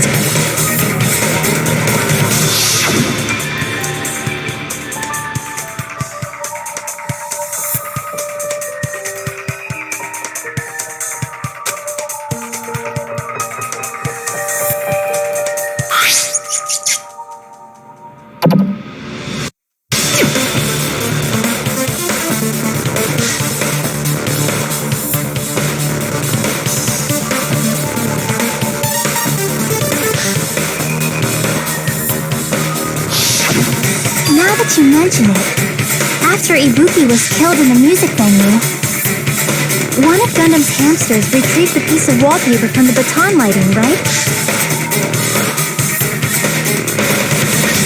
Hey, with your friends and their exceptionally smart brains, it must have been possible to secretly get one of them behind Nekamaru and press the button on the back of his neck. How about it, Gundam?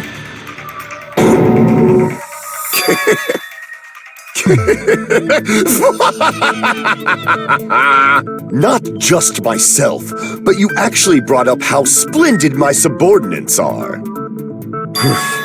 I have no recourse but to admit it. Admit it? Did you say you admit it? It appears I've obtained a one-way ticket to hell. Fine! Then you must trample me underfoot and advance.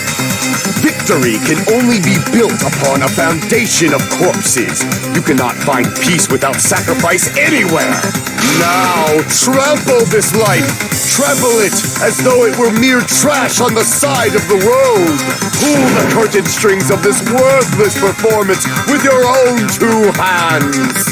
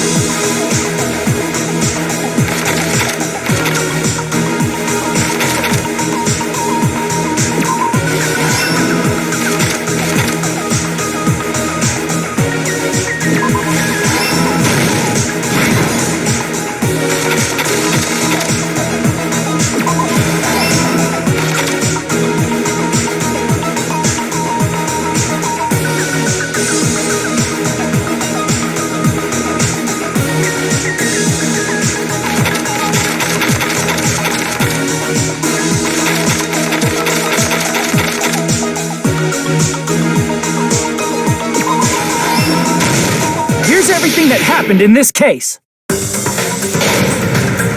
Let's first go over the many tricks the killer prepared before they committed the crime.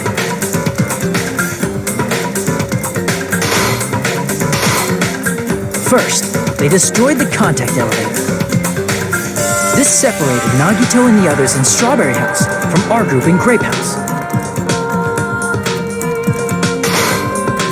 Next, they lured Nekamaru out by himself by turning back all the clocks in the funhouse by 2 hours.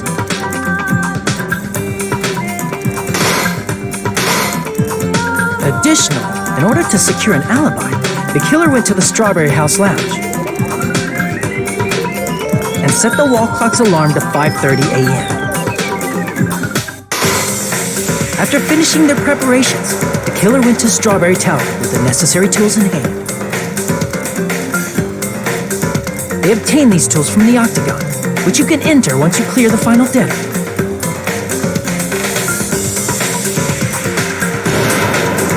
This means the killer discovered the secret of the funhouse faster than anybody else.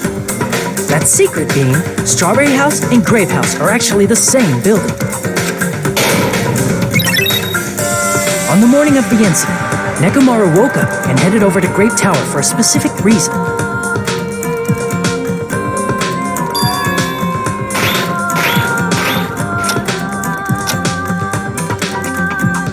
There, Fuyuhiko, who was at the lounge by coincidence, witnessed Nekomaru. According to Fuyuhiko's testimony, that was around 5 a.m., but by that point, the killer had already messed with our perception of time. In actuality, Fuyuhiko witnessed Nekomaru at 7 a.m. That's also the same time Monokuma Tai Chi begins. Nekomaru went to Grape Tower to participate in that.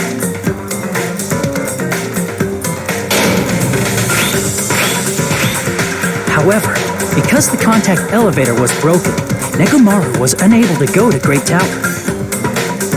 So he decided to try going to Strawberry Tower.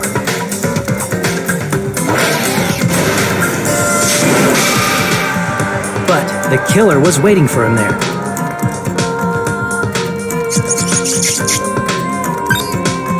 With the power of hamsters, they were able to press the good night button on the back of Nekomaru's neck.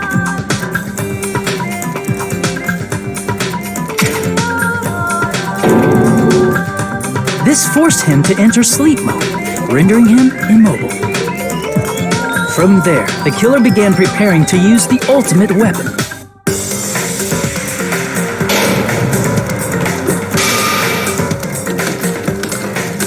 First, they set the alarm in Nekomaru's chest to 7:30 a.m. so he'd wake up.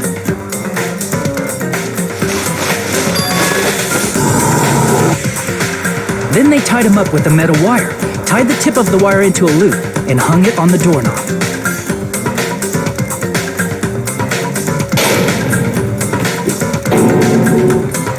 After leaving Strawberry Tower, the killer then destroyed the door button to Strawberry Hall. They did this to keep us from entering Strawberry Tower,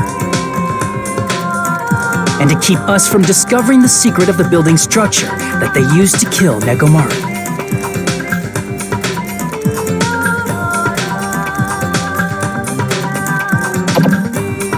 Then, they used the secret octagon passageway to travel to Grape House. After arriving at Grape Hall, they pressed the button to open the door to the tower.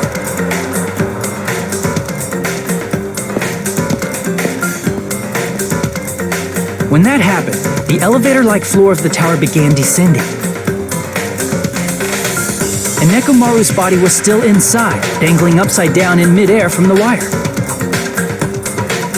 The killer entered Grape Tower to see if their setup was successful.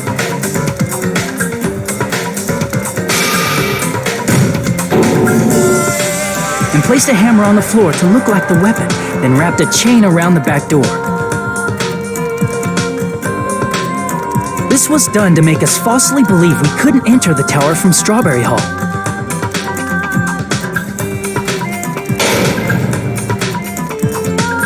With this, the killer finished their setup and tried to go back to their room using the secret passage, so they could craft their alibi when Nekomaru died from the fall.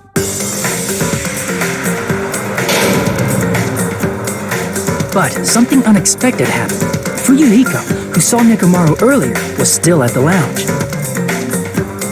As a result, the killer couldn't return to their room, and with no options available, time ran out.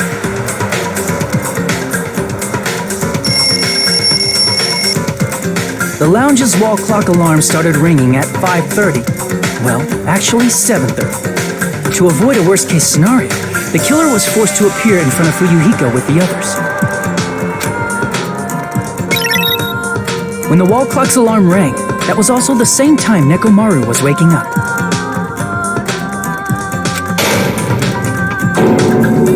He woke up while he was still hanging upside down, so he couldn't help but sway his body powerfully. Originally, the loop of wire was only supposed to slip off the doorknob. But because there was a heavier load than expected, the doorknob ended up breaking.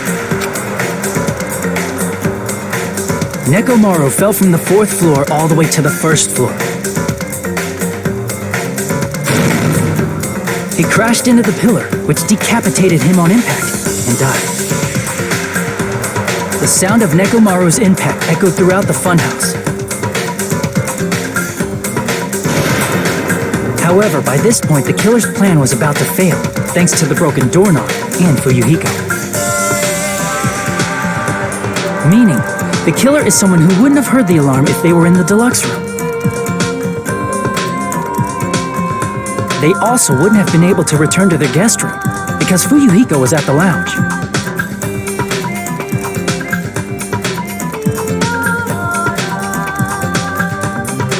That someone is Gundam Tanaka. I can't think of anyone else but you.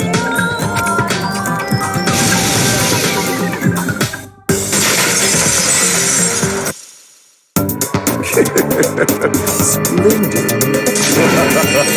That was splendid. For a mere human, you did quite well. Stop. Stop it already. Stop using weird words to avoid the truth. Or I'll friggin' kill you myself! I cannot believe it. I just cannot believe. You killed Nekomaru? I cannot believe something like that. You don't wish to forgive me? Do you feel regret? Then finish it! Cast your impure votes for Gundam Tanaka! My beloved, deadly foes, let the voting time begin!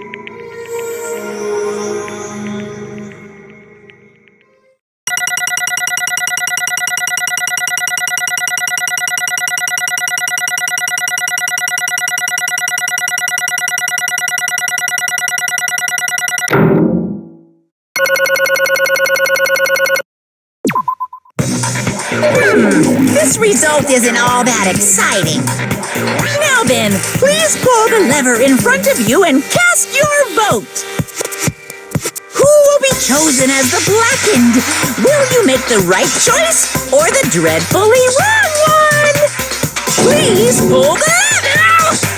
Crap! I bit my tongue at the most important part!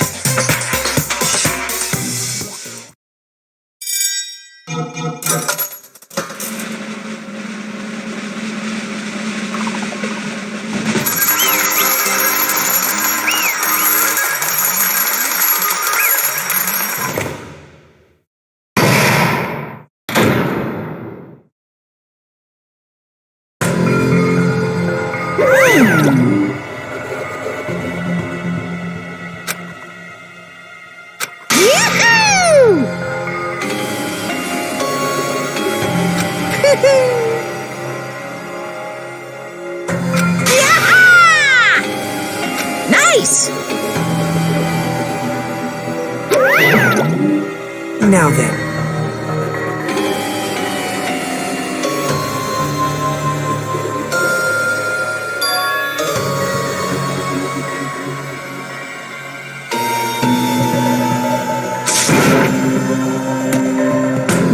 Jeez.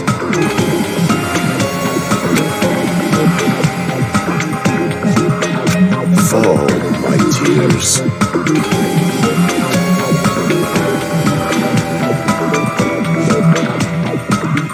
Listen well.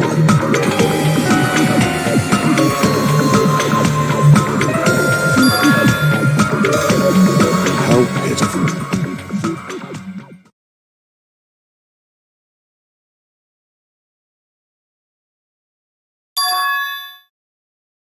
Fine.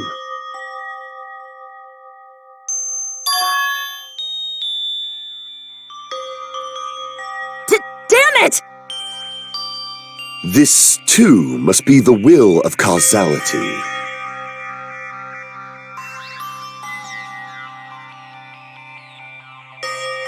You.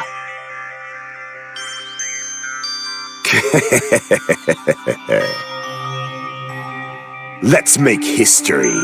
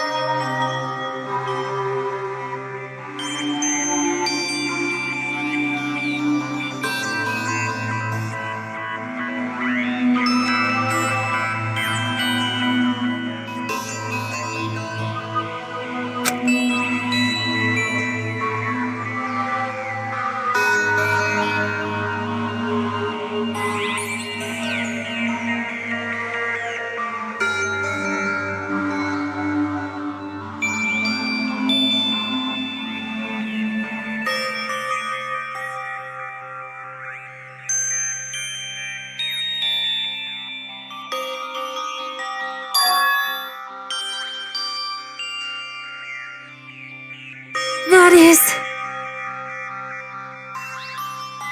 Let me tell you this. Huh?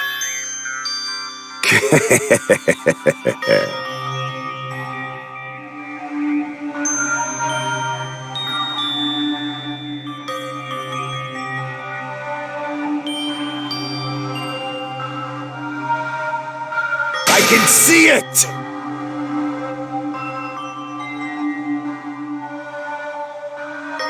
Could it be?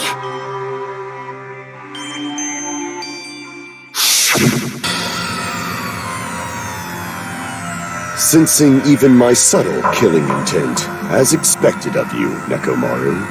The scorching, stinging, tense atmosphere. I've been a team manager for so long, I'd nearly forgotten this. This is great! What a comforting atmosphere! That's a great one. And what is your reason? Do you intend to resolve this situation by killing me? I am the Warlock, Gundam Tanaka. Heroes, Lords of Darkness, and even the gods themselves flee from me. I do not cling to any trivial reason. I'm simply going to kill you because your very existence is an annoyance.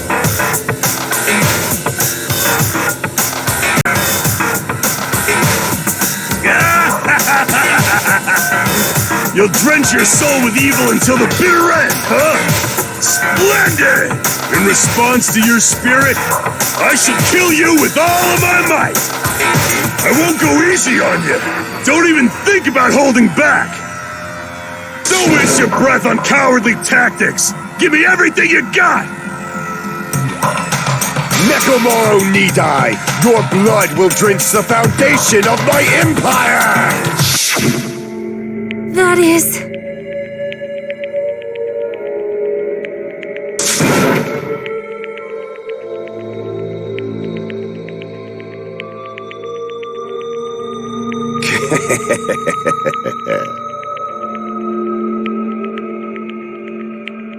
Let me tell you this.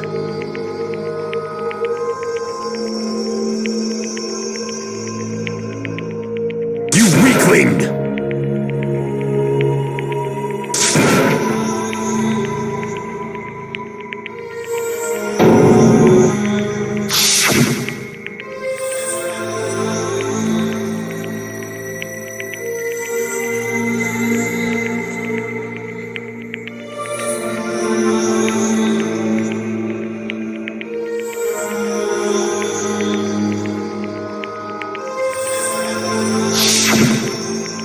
Fall, my tears.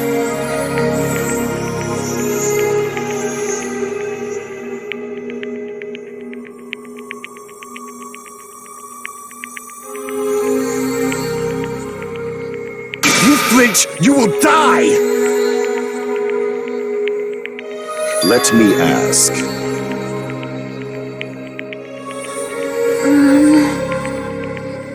Fine.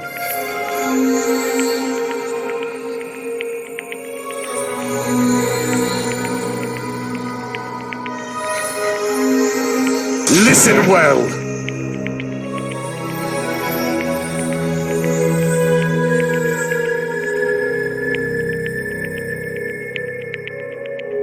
I shall engulf this world.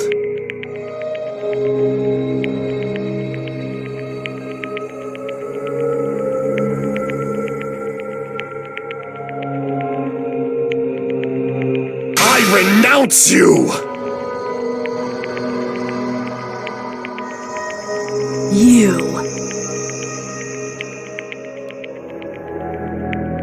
But...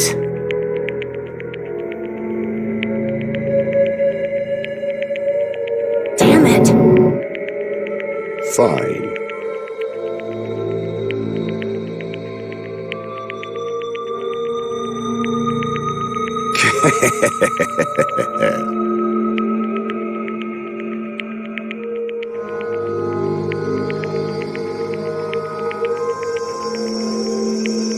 Fall, my tears.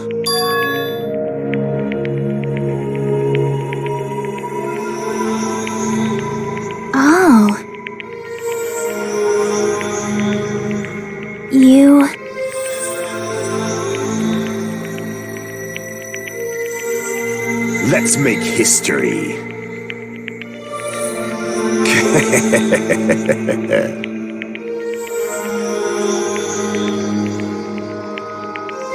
Well?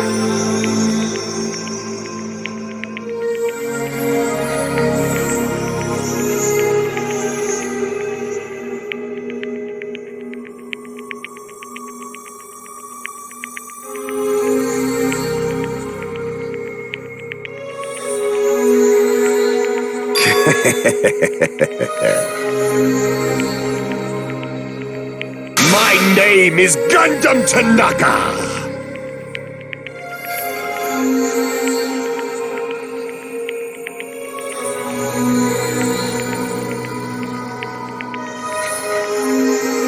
Fade like dust in the wind.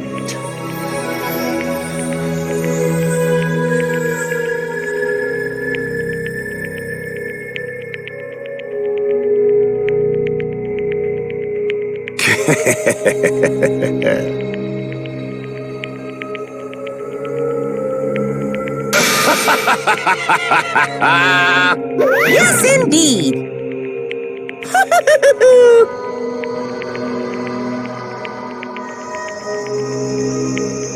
Please wait! I beg of you! Huh? I beg of you! How pitiful.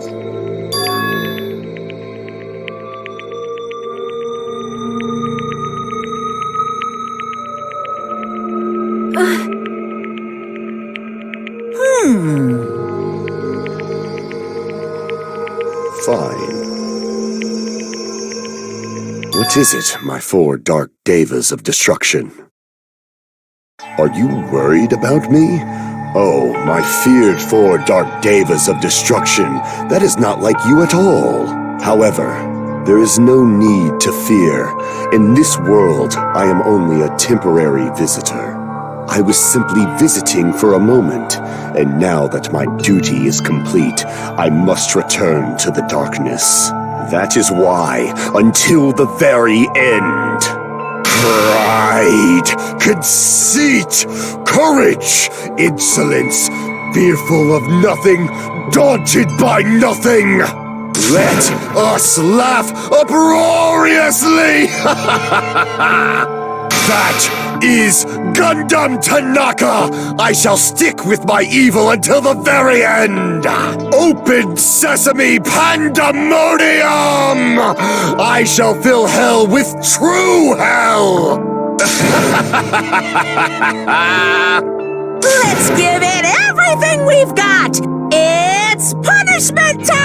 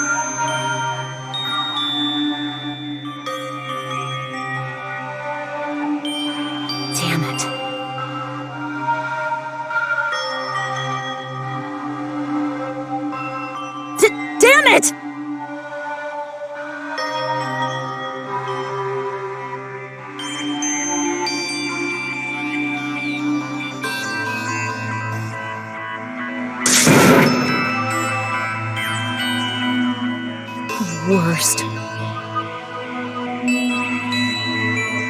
Oh.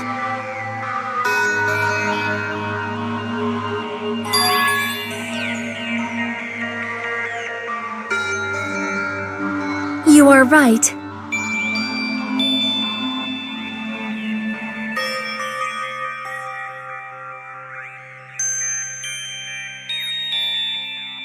You are right.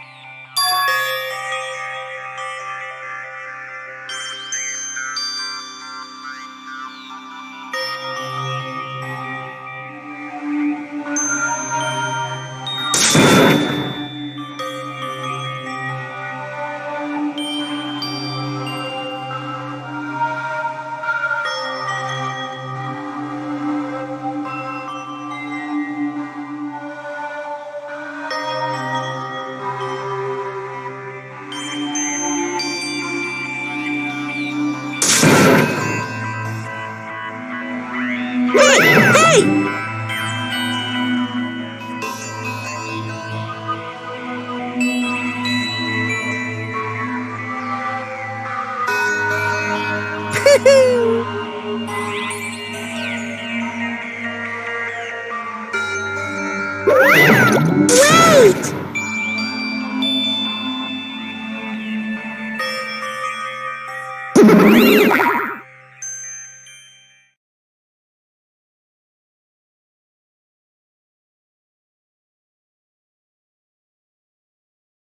Now then.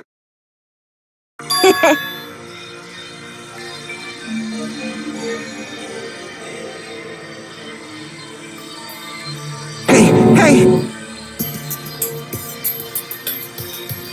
It's not like that.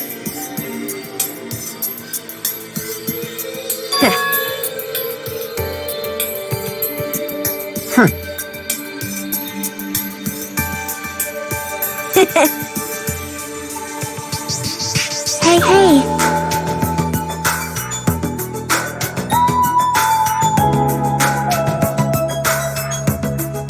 Right?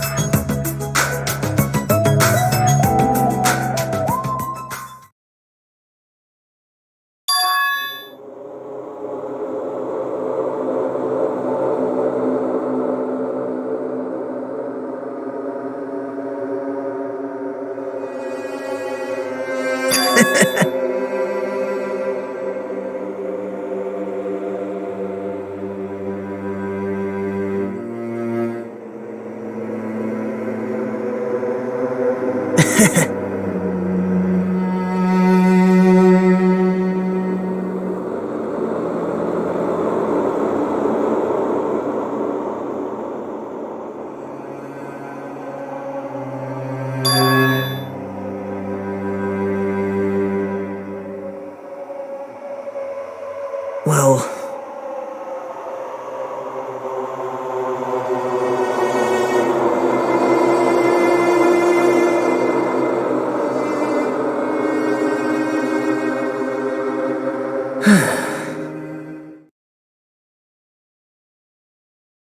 damn it.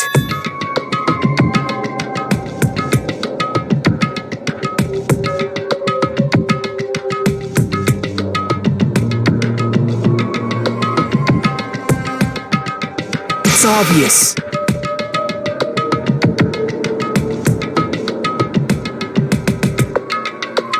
Monokuma appears!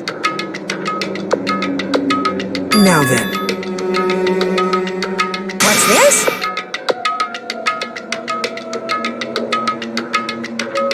What's the matter?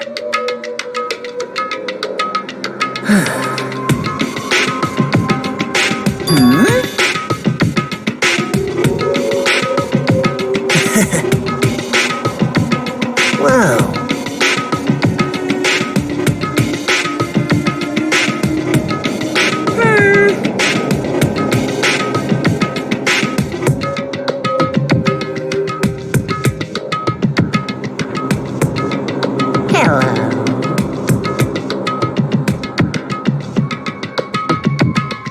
Hey.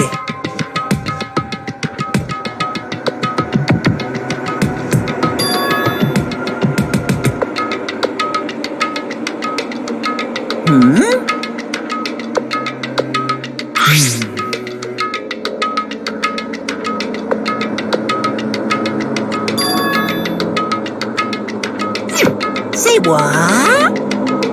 You don't even know?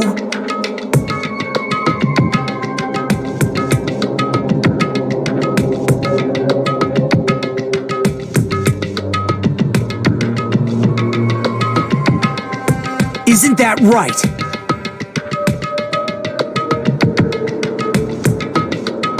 Of course!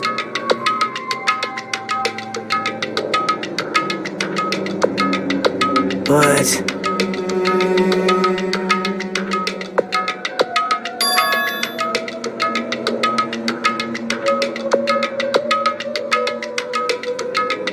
Who knows? Hey.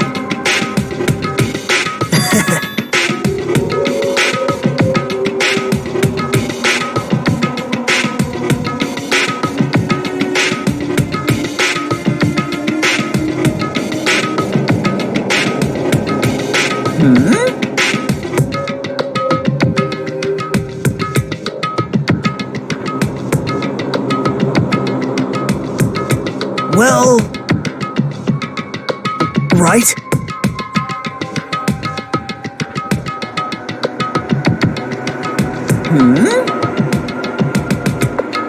You're getting all riled up!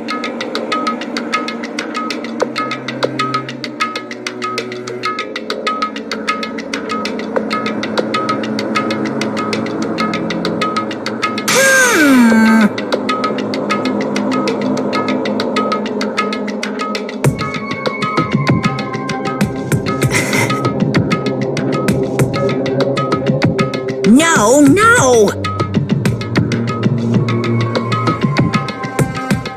Shing!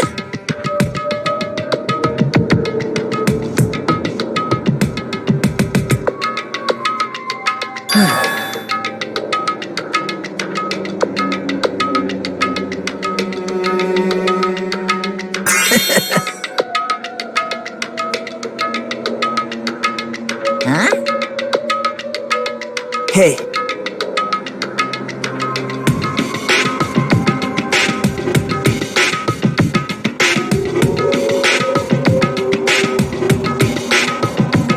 Yep.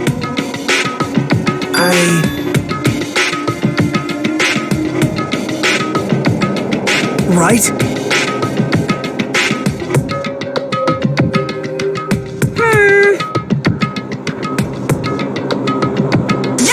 No! Unbelievable.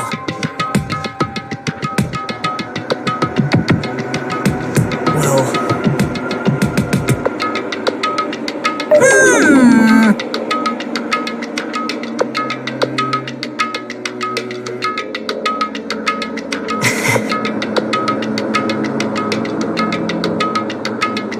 You're right.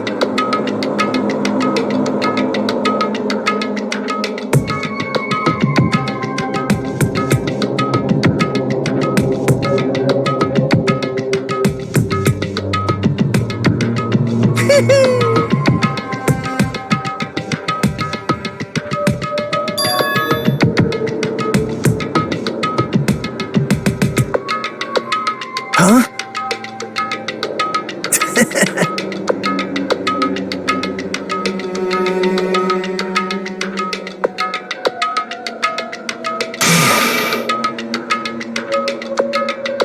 Like...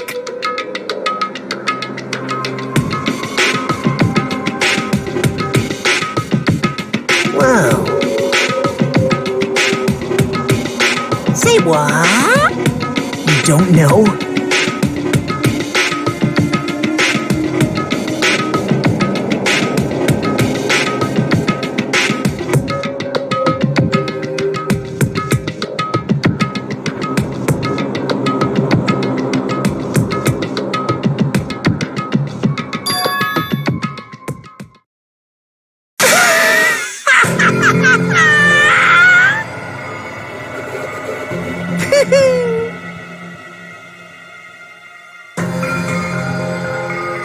Hey.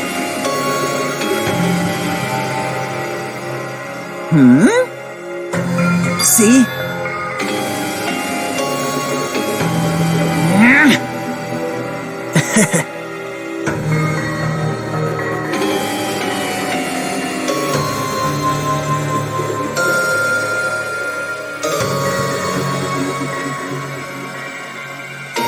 Hey. That's...